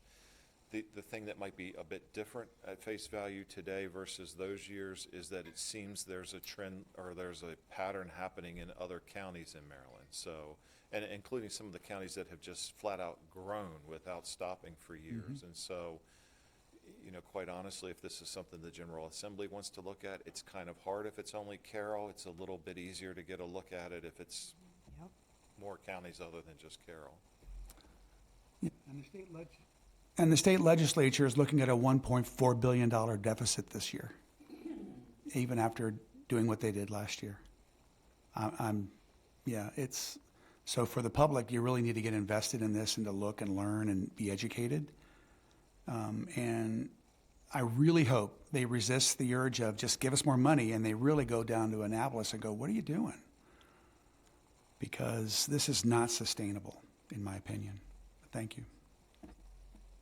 Kind of to piggyback off what you said, I think that's the hard part is because of how the budget session works. Is like we have to make a decision and the county commissioners have to make a decision and then the state can make a decision. And we know the state, they're already seeing a mass exit of families along with the tax that they have for exiting the state, by the way. But we're seeing a big exit of families. And I will tell you, in Hanover, Pennsylvania, if you're going towards New Oxford, there is a massive construction area going on where we're talking single family homes, townhomes, apartments are being built, and it's like they're going up by the week. It is a huge area going up, and I've already seen quite a few people from Carroll going, that's where I'm going, because I can afford it and it's cheaper. So that's PA seeing an increase and we're seeing a decrease. And I think that's a big problem we're starting to see. Do you have a question, Ms. Zimmer? Yeah, I'm kind of wavering on my comment. Steve, I agree with you. It is insane. But that's the cards we have, and that's the situation that we have to work within. So I'm just wondering, and this might be premature, Mr. O'Neill, but as we move into budget season, I'm curious to potentially see a list of what, if anything, that we would be able to potentially cut in order to be able to meet our budget needs, or just see where we've cut in the past. And again, that might be premature. We will be preparing that type of information as we go into our work sessions. We know that looking at things that can be cut will be necessary for you to be able to make a decision about how to balance the budget, how much to set the budget at, and how much to ask for across the street. Yeah, because to be clear, there are some things that we absolutely need, and I don't want to, of course, don't want to go to the commissioners with pitchforks, but no, but just kind of starting to understand what it is that we truly need and where, if anywhere, and I'm not convinced there is anywhere, and that's kind of why I want to see a list, but where we could cut in order to balance our budget. I would say that wherever, having already, started the process of brainstorming these kinds of lists, I would say that anything that we cut these days is going to be painful because over the last decade and a half, we cut all of the so-called low-hanging fruit, everything that didn't affect classrooms as much or didn't affect students and their learning or teachers directly.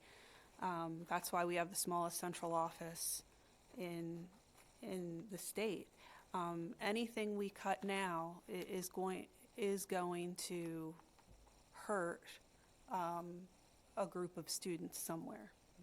Dr. McCabe, I saw a list, I can't remember when or where, I had saw a list of cuts that had been made in the last 10, 12 years. Yes. Is it possible for that to be presented, if not tonight, then at the next meeting? Yeah, I'll be reading that at our first work session, budget work session. And again, it goes all the way back to all those cuts that have been made, certainly, back in that decade of declining enrollment. I'm just wondering, are private schools seeing an increase in enrollment, or are we seeing an increase in the number of homeschooled students? So I have to get newer data on both of those, which we have access to, but we have not seen that beforehand. So we've seen those numbers be pretty consistent. And they were consistent in that decade of declining enrollment as well. To me, it's actually twofold now, because it was, to me, just a lack of net migration. People are not moving here for whatever reason. The housing inventory, maybe houses aren't even available because people aren't leaving so that other people could move in that maybe have families. But now, for the first time ever, we're seeing 5-year-olds, children who were born 5 years ago, not showing up in the numbers that have always held that they show up at in kindergarten, which might suggest to me that people are actually leaving Carroll County as families as well in that 5-year window of time. And that's deeply troubling. That's another layer on top of just not enough net migration. I mean, there's no quick answers here. These are policy matters at the highest level, too. Housing inventory, housing availability, housing affordability, all of these things are at play here. And I don't even pretend, Dr. Dorsey, to explain, and I think it's public. I feel like I've seen news stories, so hopefully I'm not, well, I won't do that. I won't tell. It's interesting to see other school systems that I know have been consistently growing at 1,000 kids, 1,500 kids, 2,000 kids, year over year over year over year over year, suddenly report an actual decrease in enrollment for the first time ever. When this was just us and Kent and Garrett for that decade, not too many folks were that interested outside of Carroll County. That's very interesting, and there needs to be more time to try to figure that out, what it means statewide, not just in Carroll County.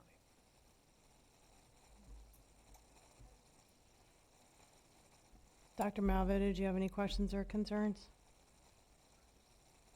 I just want to add that, in our county, we've done so much to use what we have, our resources. We've done a very good job year after year after year, and there's only so much that we can take. What are we going to take from? I am sorry that there's going to be some painful cuts that may have to come, because we need to support our teachers, our staff. We need to support, all those people that just work so hard here. I think it was great that we had the minimum amount that was passed, in terms of salary. We did that, and we just, we have to do all that we can, but I am just saddened to think that we are going to have to make, some really difficult decisions and cuts, because that's what we've always done, and that's what we continue to do, and I just hope we can figure this out.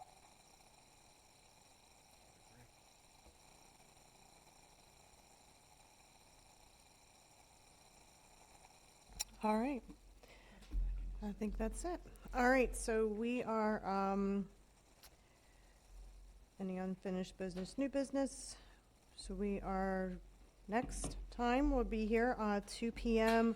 Monday, November 24th, for our fiscal year 27 budget work session here in the boardroom at 125 North Court Street. 4 p.m. on Wednesday, December 10th. We will have our board meeting with public participation here in the boardroom. And on Wednesday, December 17th at 1:30, we will have our FY27 budget work session here in the boardroom. We are going to be going back into close for negotiations. Happy Thanksgiving, everyone. Enjoy it. Be safe. Eat lots of turkey and stuffing and make a wish with the wishbone. Do I have a motion to close? So moved. Motion to Moved by adjourn. Dr. Dorsey. Go into recess. Yep. And second by Mr. Whistler. All right, everyone have a good Thanksgiving. Thank you.